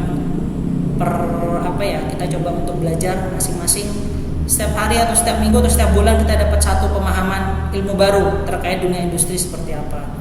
Kemudian ketika kita komunikasi dengan orang lain, yaitu kita belajar komunikasi juga penting, teman-teman. Bukan hanya dalam bentuk technical writing ataupun kita komunikasi seperti ini. Saya bisa berbicara di depan atau sharing di depan teman-teman semua. Ini adalah hasil pengalaman, hasil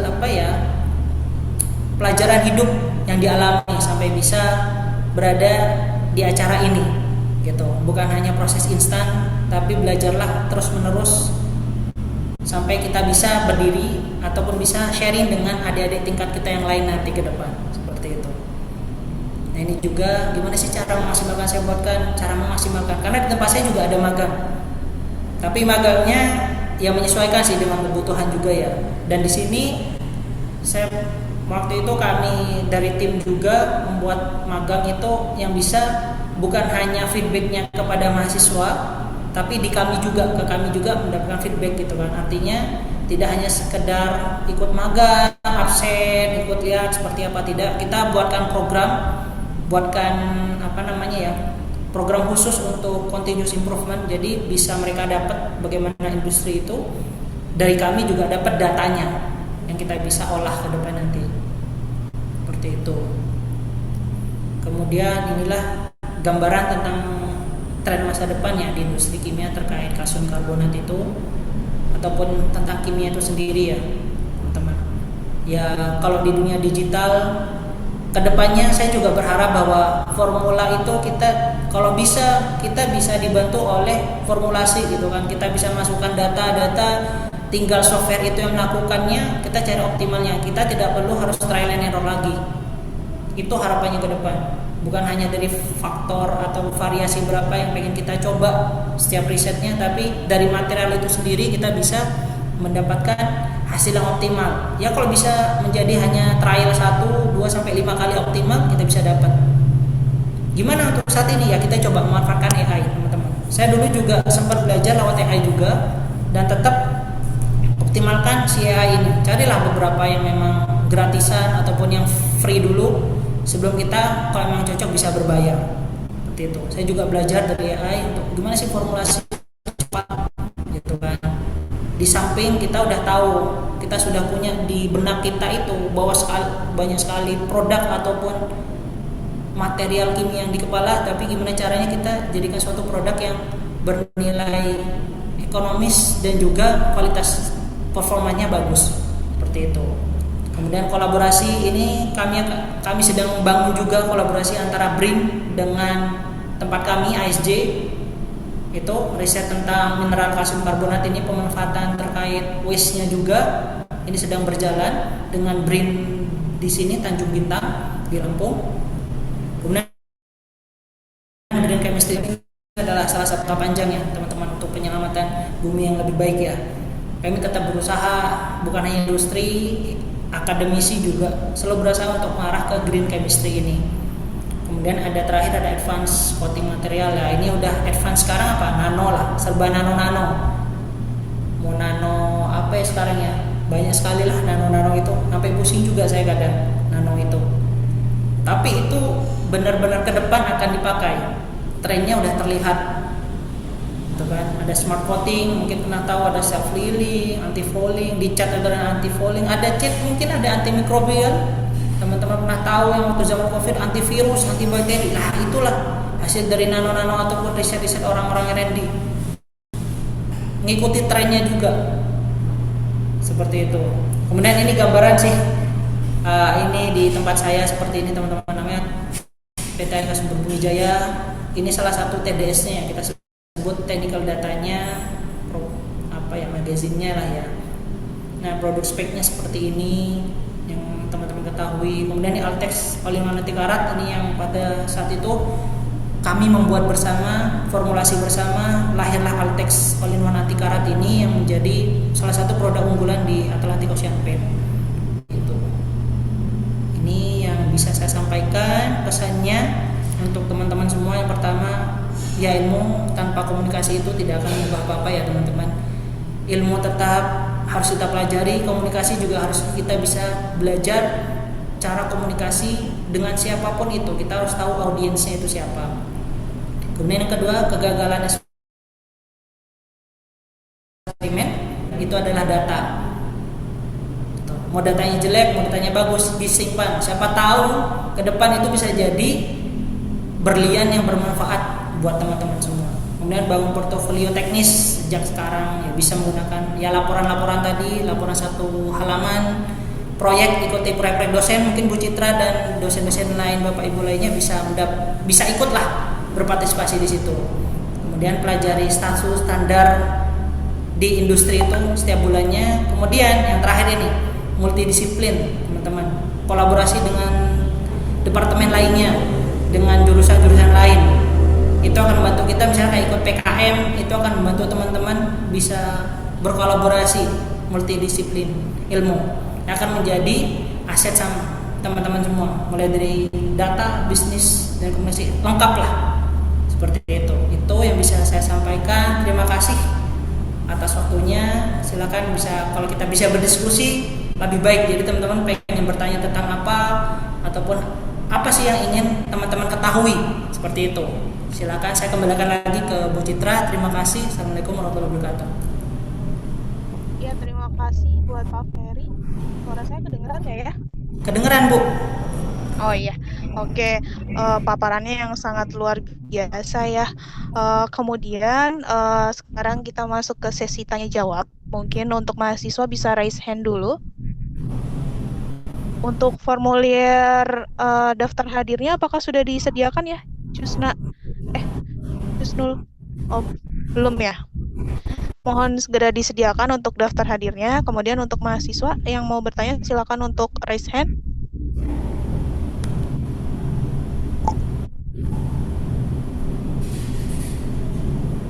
Oke, buat stimulus dulu ya Pak ya.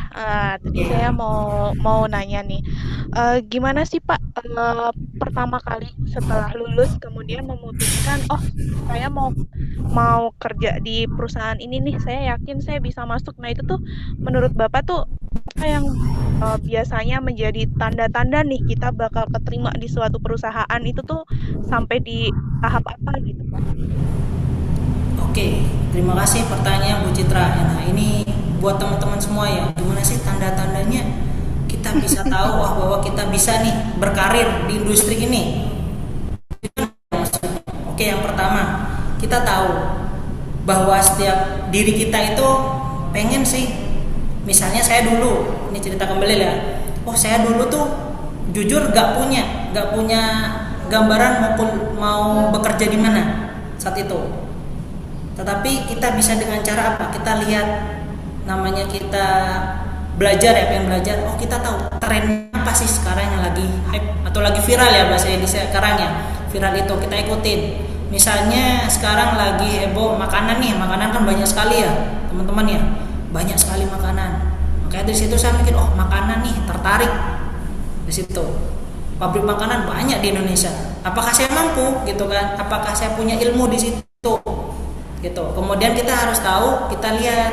Pengennya misalnya saya dulu pengen di nabati memang. Kenapa? Saya suka jajan nabati yang masih tahu wafer 500-an itu ya. Itu saya suka banget. Karena saya suka kayak itu. Jadi ketika ada produk itu saya suka sekali. Nah, dari situlah saya mencari riset tentang gimana sih usaha nabati itu ya. Sebenarnya seperti apa? Oh, ternyata produk wafer loh yang saya makan tiap hari. Kemudian saya lihat apakah ada lowongan pekerjaannya. Yang utama saya lihat itu sebenarnya nomor satu pendidikan masuk, berarti saya lolos nih tahap satunya, administrasinya lolos dulu, udah sisanya misalnya oh harus inilah harus itulah. Kalau saya dulu ya sudah jalan aja, nanti tulus aja ikutin tes, kalau dipanggil oke, dan dipakai enggak. Tapi dari situ kita tahu kita punya nih kimia, misalnya di situ membutuhkan kimia, oh ya udah saya masuk kimia dulu. Nah dari situ lah baru saya belajar dari apa, misal perbaiki CV-nya. CV itu dari mana ya teman-teman? CV itu banyak sekali ya sekarang ya, banyak. Misalnya cara kita membuat CV, sebenarnya CV itu tidak harus bagus ya teman-teman, harus mencolok ini enggak, tidak ada standar kalau dari teman-teman HR ya. Di teman-teman saya sendiri, karena punya banyak teman-teman HR, itu tidak harus yang mencolok banget, tidak, tapi yang memang sesuai dengan kebutuhan si perusahaan ini. Ketika kita lolos ataupun tidak, bukan artinya kita tidak bagus, tidak, tapi sesuai dengan apa ya, sesuai dengan kebutuhan si perusahaan itu yang saya alami. Makanya ketika saya di Nabati awal bekerja, oh ternyata saya sesuai. Udah pertama lolos sesuai dengan kebutuhannya sebagai kimia. Nah yang kedua, CV saya ternyata sesuai nih dengan kebutuhan si perusahaan ini. Saya juga customer saya siapa? Oh si Nabati ini dulu. Sama saya perbaiki CV itu berapa lama ya? Saya buat sekitar hampir 1 minggu, edit sana edit sini. Tapi kan saya nggak punya pengalaman kerja. Ketika teman-teman ngajar, aku bukanlah itu ke CV-nya. Tidak apa-apa, ikutin proyek kan. Kalaupun memang tidak pernah mengikuti organisasi, masukkanlah apa ya namanya ya, kita nyebutnya mata kuliah yang berhubungan seperti itu. Itu yang dulu diajarkan oleh beberapa teman saya juga. Gitu. Mungkin Bu Citra juga pernah mengalami ya, gimana sih kerasnya di awal untuk mendapatkan ataupun menyesuaikan dengan keinginan kita bekerja. Itu sih yang pertama sesuaikan dulu requirement-nya apakah cocok, kemudian ya perbaiki CV kita yang sesuai.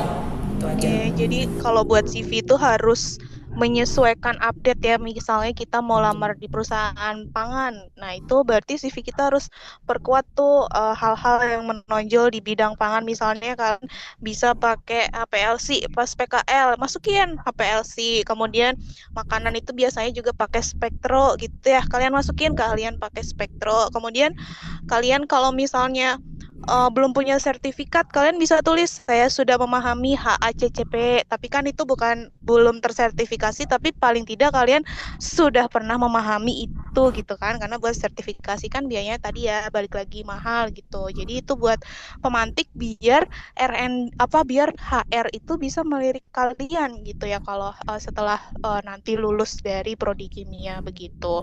Silakan kalau ada pertanyaan lagi. mahasiswa bertanya, bisa raise hand.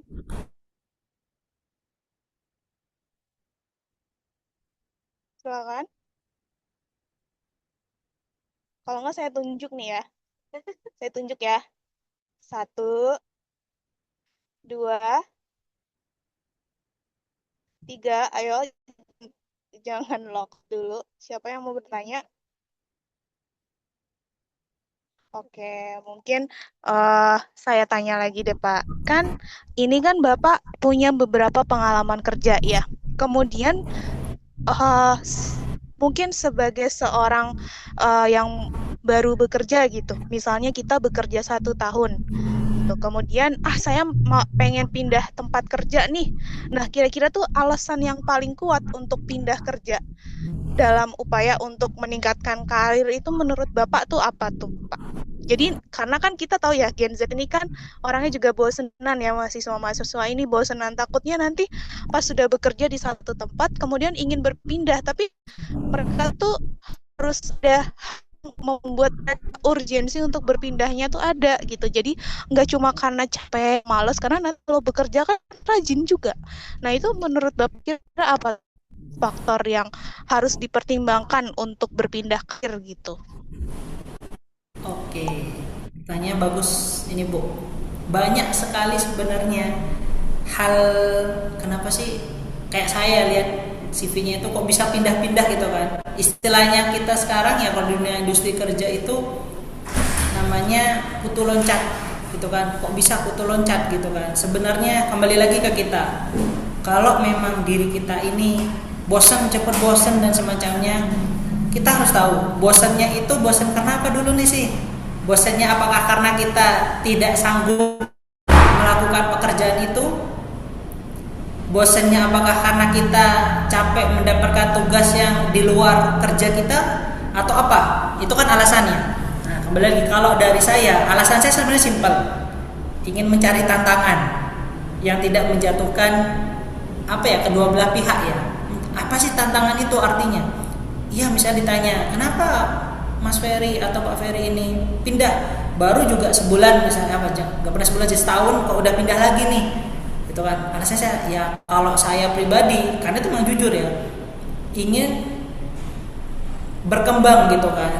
Berkembangnya apa? Ketika saya udah misalnya dari Sinarmas saya belajar hanya bekerja di sana hanya 9 bulan. Kok tiba-tiba pindah? Gitu kan. Kenapa?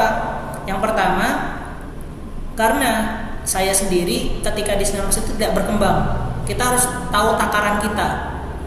Tidak berkembang apa? Misalnya kalau saya minta nih, misalnya untuk training ataupun minta ini belum sempat dianggarkan biayanya minta training. Kemudian minta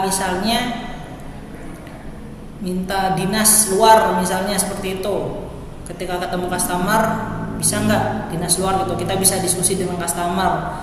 Kemudian saat itu apakah kalau itu tidak terpenuhi, saya pengennya dua ini nih, kalau satu dipenuhi mungkin saya bisa masih stay di situ, masih bertahan. Tapi ketika dua-duanya tidak dipenuhi, berarti saya ya sudahlah, saya harus pindah gitu. Dengan catatan ya teman-teman, dengan catatan kalau mau pindah, sebelum kita pindah itu harus sudah mendapatkan perusahaan yang baru.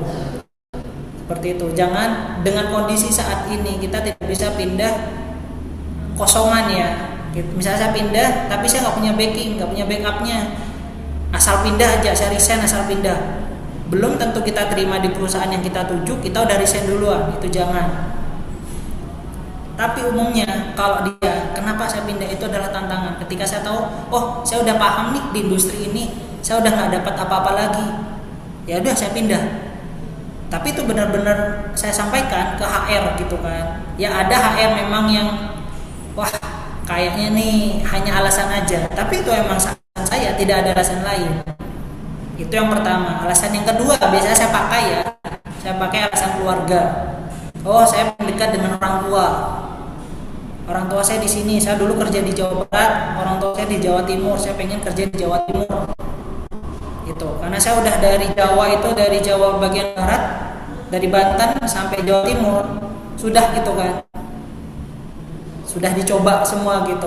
Coba itu artinya saya paham apa industri yang saya inginkan. Makanya kenapa saya pindah akhirnya ke industri kimia, karena memang sepertinya saya berkembang nih di industri kimia gitu. Saya pengen inline dengan jurusan saya gitu. Jadi kita sebenarnya yang tahu kondisi kita, teman-teman. Kalau saya saat itu butuh tantangan, dan itu umum sih menjadi jawaban bagi teman-teman saya juga dulu yang resign ataupun pindah ke perusahaan baru, umumnya adalah tantangan baru selain urusan gaji ya, itu normatif lah, orang kerja pasti nyari gaji seperti itu. Gitu. Karena menarik membahas tentang foto loncat ini ya gitu. Iya betul. Apa kita juga dulu gen milenial awal ini kan, kita juga kutu loncat ya sih, juga pindah beberapa perusahaan gitu. Oke, selanjutnya nih Benar. ada pertanyaan dari mahasiswa ya Pak ya. Dari Ervina Oke. Kristiani di kolom chat dia bertanya, "Selamat siang Pak Ferry, Oke. saya izin bertanya Pak. Saat ini banyak lowongan di industri kimia yang mensyaratkan sertifikasi tertentu ataupun pengalaman kerja minimal 1 tahun, benar ya? Menurut Bapak, seberapa penting sertifikasi atau pelatihan tambahan bagi mahasiswa dan lulusan kimia untuk meningkatkan daya saing di industri? Kemudian ada lagi, sertifikasi atau pelatihan apa yang Bapak rekomendasikan sebagai langkah awal dan apakah sebaiknya mulai diikuti sejak masih kuliah?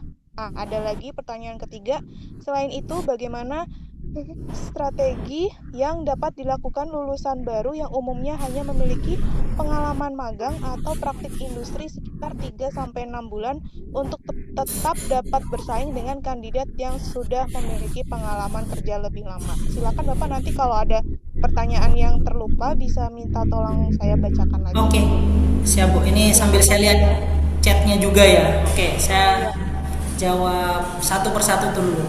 Yang pertama, menurut Bapak seberapa penting sertifikasi ya? Itu. Yang pertama dulu, sertifikasi. Jujur teman-teman, sertifikasi itu sebenarnya penting. Pentingnya apa? Berarti ketika kita sertifikasi, artinya teman-teman kompeten melakukan itu. Misalnya, teman-teman mengikuti pelatihan atau training terkait penggunaan spektro UV vis, gitu kan?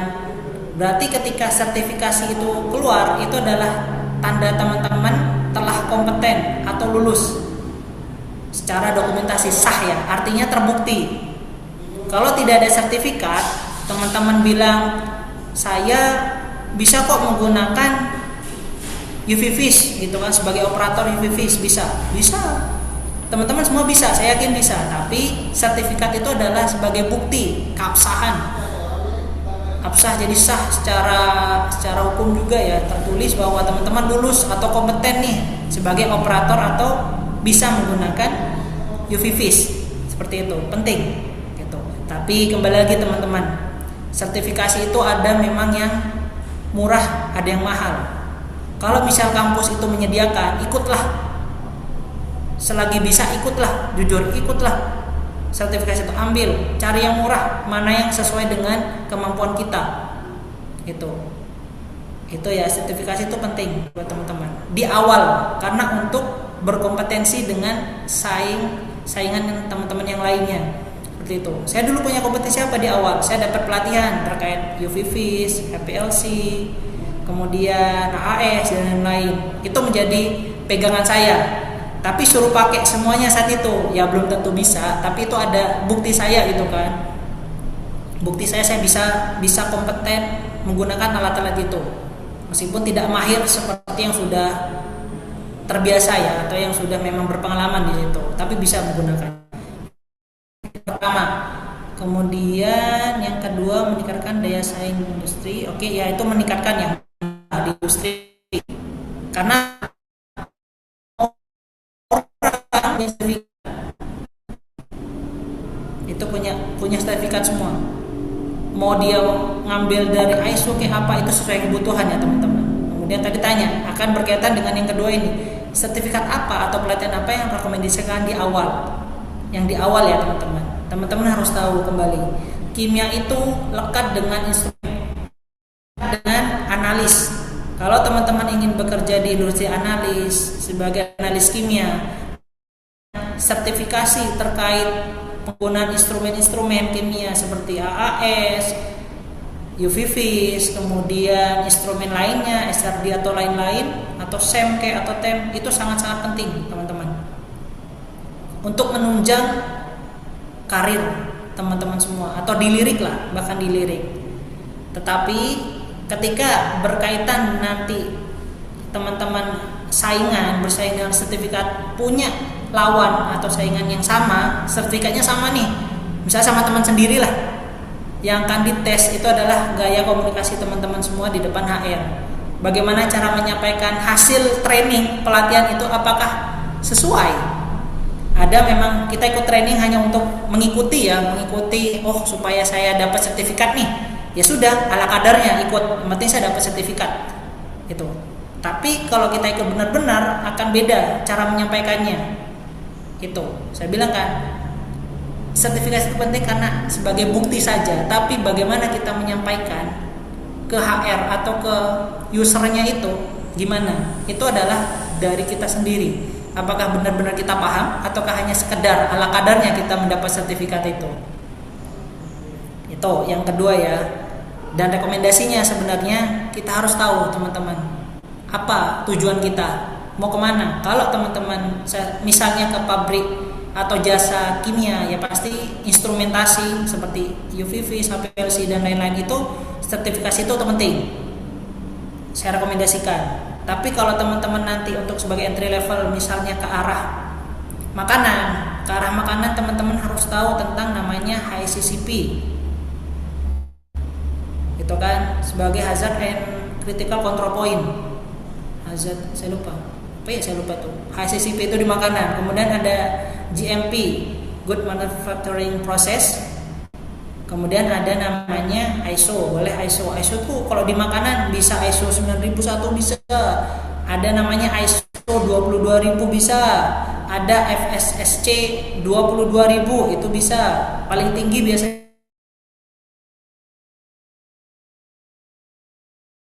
Maka kayaknya pernah di industri farmasi itu sebenarnya ada kaitan juga sih. Di situ bisa menambahkan juga. Nah, di situlah saya bilang tergantung teman-teman ya. Kalau kita yang rekomendasi itu yang mana yang cocok, kita mau kemana, kita kemana. Kalau kita belum punya tujuan, kita bingung, wah ada pelatihan ini kita ikut, ada pelatihan ini kita ikut. Itu tujuan kita mau berkarir di mana dulu nih. Gitu. Kalau emang pengen, wah ya udahlah saya ikutin semua, monggo silahkan, asal ada dananya silahkan, karena pastinya itu berbayar. Tapi kalau ingin cari gratisan, cari yang gratisan dulu. Bisa sampai pengen jadi data analis apa, itu data analis bisa misalnya untuk fokus di Excel seperti itu, bisa pivot nanti sampai bikin dashboard, atau sekarang ngetrend kimia itu ya ada hubungan sama AI sama machine learning. Saya juga belajar gitu kan, terkait ke situ. Itu. Jadi saya bilang rekomendasi itu tergantung dari teman-teman semua di awal mau berkarir inginnya seperti apa. Teman-teman yang bisa memilih itu. Kemudian tadi yang ketiga, tadi saya tuh sudah pada lulusan baru umumnya memiliki untuk tetap dapat bersaing pengalaman magang atau praktik. Oke. Memiliki pengalaman magang atau praktik atau PKL ini bisa nggak untuk menunjang gitu kan kerja ya di industri gitu kan. Itu benar teman-teman, bisa menunjang. Kenapa saya bilang seperti itu? Karena dari misalnya ketika kita magang di industri misalnya ya di paling gampang lah misalnya di industri makanan di Kaldusari, atau kemarin di tempat saya ada sebagai QC misalnya, magang sebagai QC 3 bulan misalnya, saya kasih project, ternyata dia bisa menggunakan, dia bisa melahapnya lah ya, performanya bagus. Artinya ketika nanti ada bukaan lowongan QC, saya bisa ambil dia, nggak perlu saya harus nyari yang lain. Karena apa? Oh saya tahu orang ini bisa nih, teman ini bisa nih, si A bisa nih, si B bisa. Ya udah, saya performanya tahu, dia bisa ngasih feedback ke kami, bagus. Kita bicarakan dengan HR, oh ternyata HR setuju, ya udah. Namanya tuh rekrutmen ya, bahasanya orang dalam ya teman-temannya. Itu. Jadi praktek PKL itu atau praktek kerja lapangan itu bisa menunjang karir teman-teman. Atau tidaknya kita ketika saat magang itu yang nilai adalah user kita. Misalnya kalau di tempat saya adalah saya sendiri misalnya usernya, saya kan lihat apakah orang ini misalnya ke depan ada kebutuhan di perusahaan kami, apakah ini cocok atau tidak dari hasil performa kerja teman-teman. Apakah bisa memberikan ketika kami memberikan tugas, apakah bisa menyelesaikannya. Memang tidak harus perfect, namanya juga belajar kan, praktik kerja lapangan. Jadi saya juga melihat mau berbenah atau ketika dia mau melakukan perbaikan, ada usaha ekstra, kita bisa lihat di situ orang ini ke depan bisa nih. Gitu. Jadi kandidat yang biasanya magang itu biasanya dinilai lebih, punya nilai lebih ya, dibanding yang memang benar-benar belum melakukan magang. Tapi jujur, saya juga saat kuliah dulu saya tidak pernah magang teman-teman. Kalau Bu Citra itu magang, kalau saya nggak pernah magang teman-teman. Saat itu tidak wajib di jurusan saya. Karena apa? Saya kalah dengan teman-teman yang lain, teman-teman seangkatan saya. Mereka sudah bikin proposal, saya santai. Akhirnya saya tidak punya tidak melakukan program magang itu, tidak mengikuti. Tapi bisa sampai saat ini ya bisa. Karena apa? Ada kemampuan dari diri kita untuk terus belajar. Itu pesan dari saya, intinya seperti itu mungkin. Ya, baik, terima kasih buat Pak Ferry dan juga terima kasih buat pertanyaannya Mbak Ervina. Kemudian juga tambahan Pak Ferry. Jadi kalau di program studi kami itu PKL itu diwajibkan untuk menunjang kompetensi mahasiswa. Nah, ini tuh mahasiswa yang sedang ikut guest lecture ini sebagian itu sedang PKL juga dan juga ada yang sudah selesai di angkatan 2022. Kemudian kelebihannya itu kita sudah memfasilitasi mahasiswa PKL ini tuh mau ke perusahaan mana gitu. Jadi kita sudah ada list-listnya. Kalau dulu di UGM itu kan kita mencari ya sendiri, bikin proposal, melamar segala macam itu dilakukan secara mandiri. Nah kalau ini sudah difasilitasi oleh prodi kimia. Jadi semoga memang benar nanti harapannya kalian ini yang sedang PKL dan sudah PKL itu bisa memanfaatkannya di dunia kerja seperti menambahkan portofolio pengalaman. Nah, itu buat sekreatif mungkin dan buat semeyakinkan mungkin. Nah, kemudian dari saya ada juga Pak pertanyaan kan ini Pak Ferry sekarang sudah menjabat sebagai R&D Manager, berarti Bapak itu sebagai user dari mungkin lulusan-lulusan fresh graduate di program studi kimia gitu ya.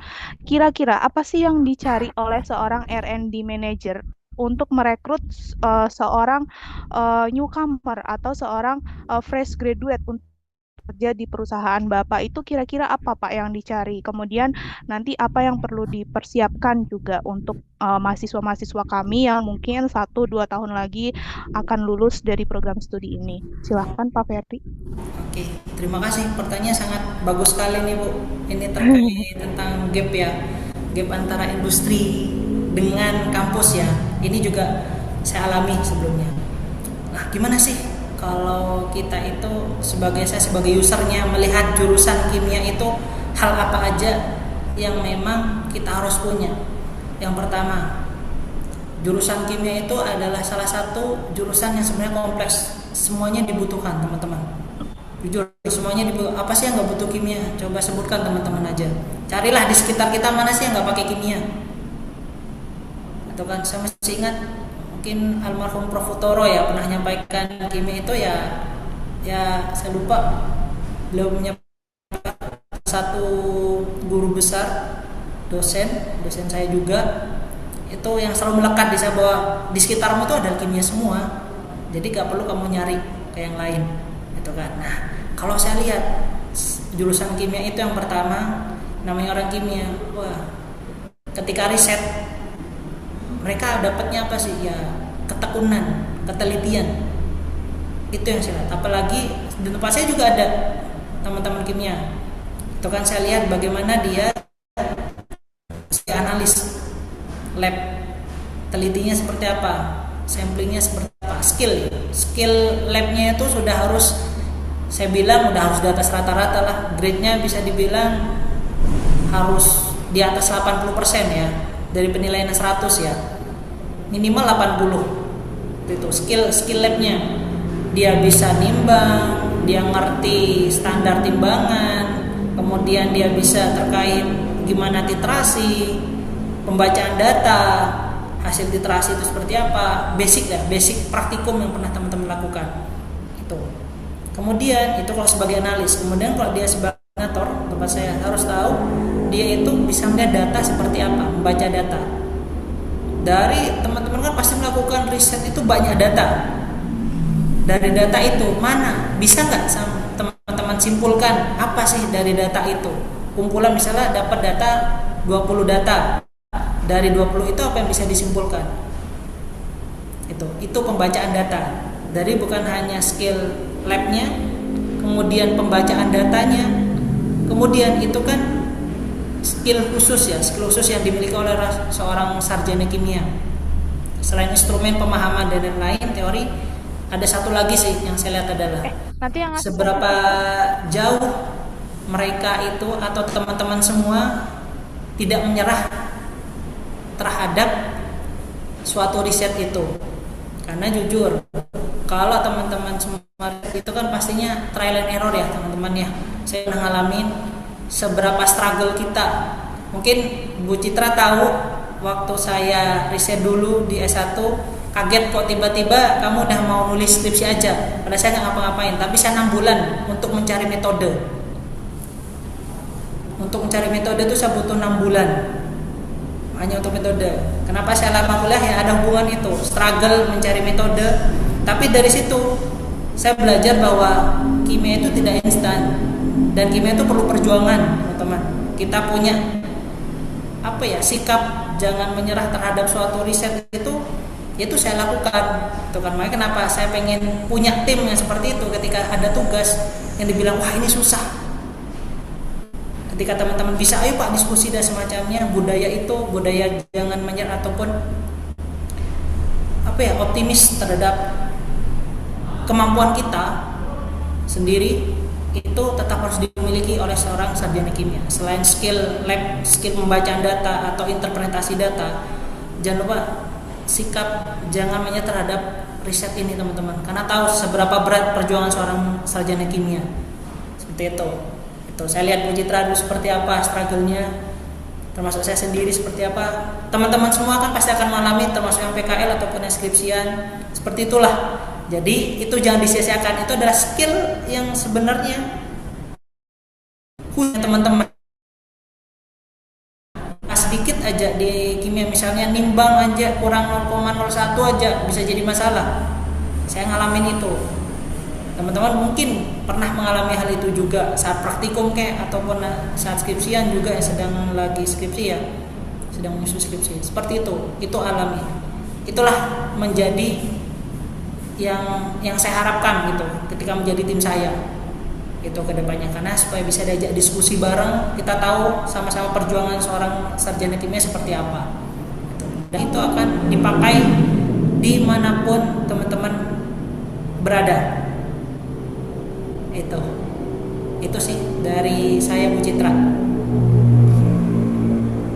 Terima kasih Pak Ferry. Jadi kuncinya itu tetap harus memantapkan skill. Kemudian juga teman-teman harus ingat ya, prodi kimia kalian nanti lulus sebagai sarjana kimia itu tidak pernah akan bisa digantikan oleh AI. Jadi kebutuhan industri akan lulusan-lulusan kimia itu pasti banyak. Jadi kalian harus semangat, kemudian juga harus percaya diri bahwa kalian bisa masuk ke dunia industri begitu. Kemudian harus juga memantapkan skill, kemudian bisa ikut ya tadi kata Pak Ferry pelatihan-pelatihan gratis dari universitas, kemudian dari program studi kalau mengadakan itu kalian juga harus proaktif. Kemudian kalian juga harus memperbanyak portofolio misalnya dengan mengikuti guest lecture seperti ini ya. Ini walaupun kalian mungkin disibukkan dengan kegiatan PKL, kemudian dengan kegiatan penelitian, itu kalian juga tetap harus update dengan apa kondisi industri yang terjadi saat ini begitu. Kemudian juga kalau saya mau bertanya satu lagi ya Pak,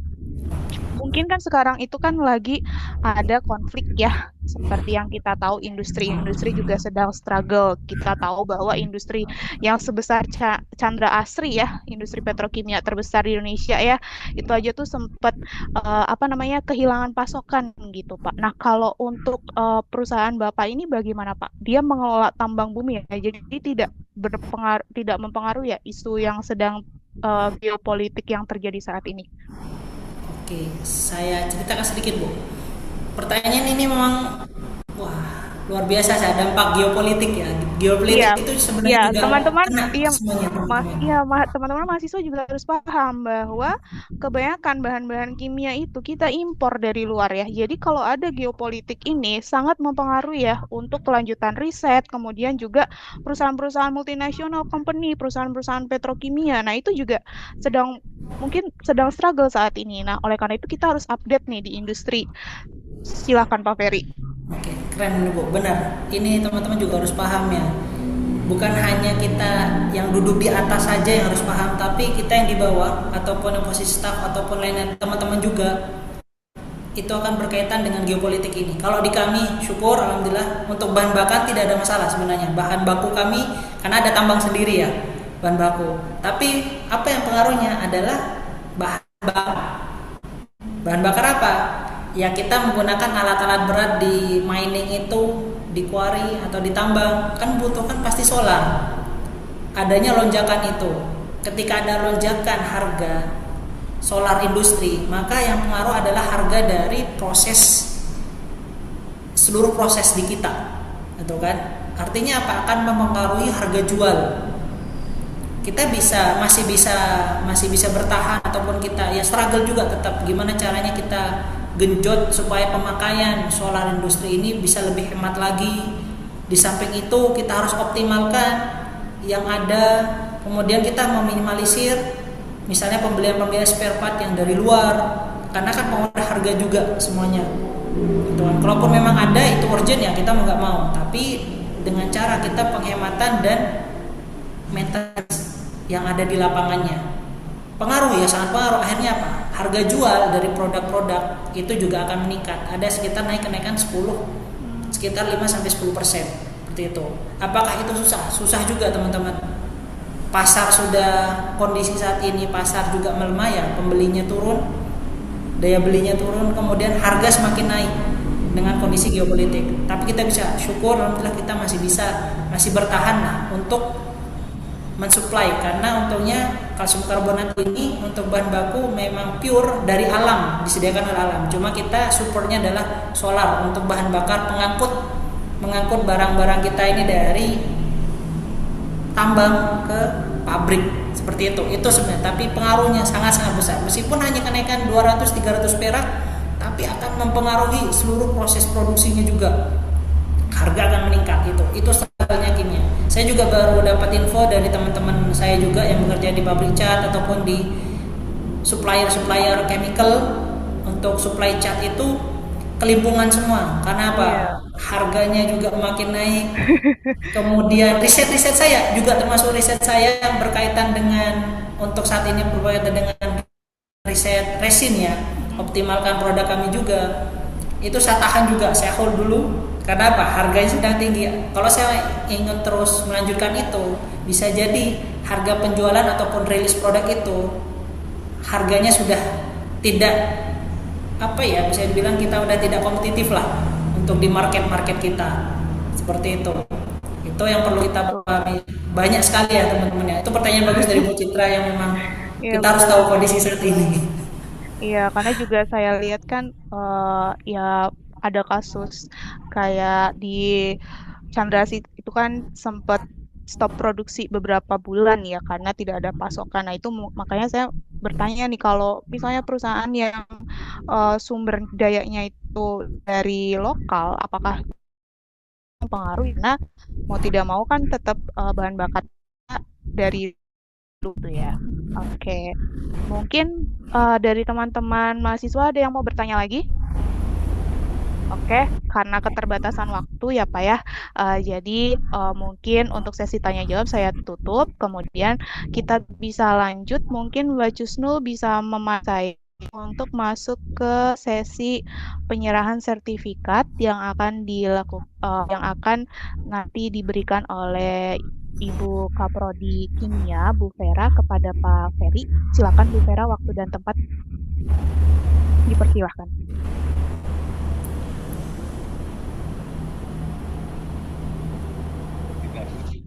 Baik. Suara saya terdengar jelas? Kedengaran? Ibu, Baik. iya Ibu. Assalamualaikum warahmatullahi wabarakatuh. Yang terhormat Pak Ferry Saputra yang sudah menjadi narasumber di kegiatan Guest Lecture Prodi Kimia. Atas nama Prodi Kimia, kami mengucapkan terima kasih banyak atas ilmu yang sudah diberikan. Semoga nanti ke depannya kita masih berkolaborasi ya Pak Ferry. Insyaallah Untuk siap, Bu. sertifikatnya, Next slide, Mbak. oke. Baik, terima kasih sekali lagi Pak Ferry Rahmadani. Semoga suatu saat nanti kami bisa berkunjung ke sana atau Pak Ferry yang bisa berkunjung ke UNJ. Insyaallah, Iya. Bu. Kami Iya. siap untuk berkolaborasi ke depan. Iya, mohon maaf. Ya. Iya, Terima kasih. Saya kembalikan lagi ke panitia. terima kasih Bu Vera atas waktunya. Mohon maaf ya Pak Ferry, ini ada kesalahan penulisan, nanti kami perbaiki untuk dokumen aslinya. Baik, selanjutnya kita masuk ke sesi foto bersama. Mohon kepada mahasiswa yang jaringannya memungkinkan untuk on cam, silahkan untuk on cam kita foto bersama. Silahkan Mbak Jusnul bisa end slide, kemudian bantu untuk foto bersama. Oke, Mbak Jusnul, mungkin kalau sudah oke bisa lambaikan tangan ya. Oke, kita foto mungkin ada 2 slide ya. Mohon yang bisa on cam, on cam.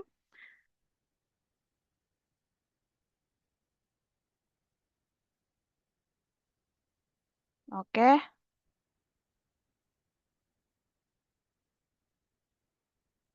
Oke, bisa kita mulai saja. Untuk slide yang pertama, 1, 2, 3. Udah belum? Oke. Oke, slide yang kedua.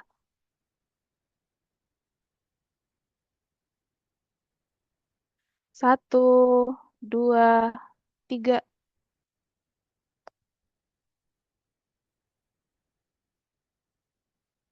Baik.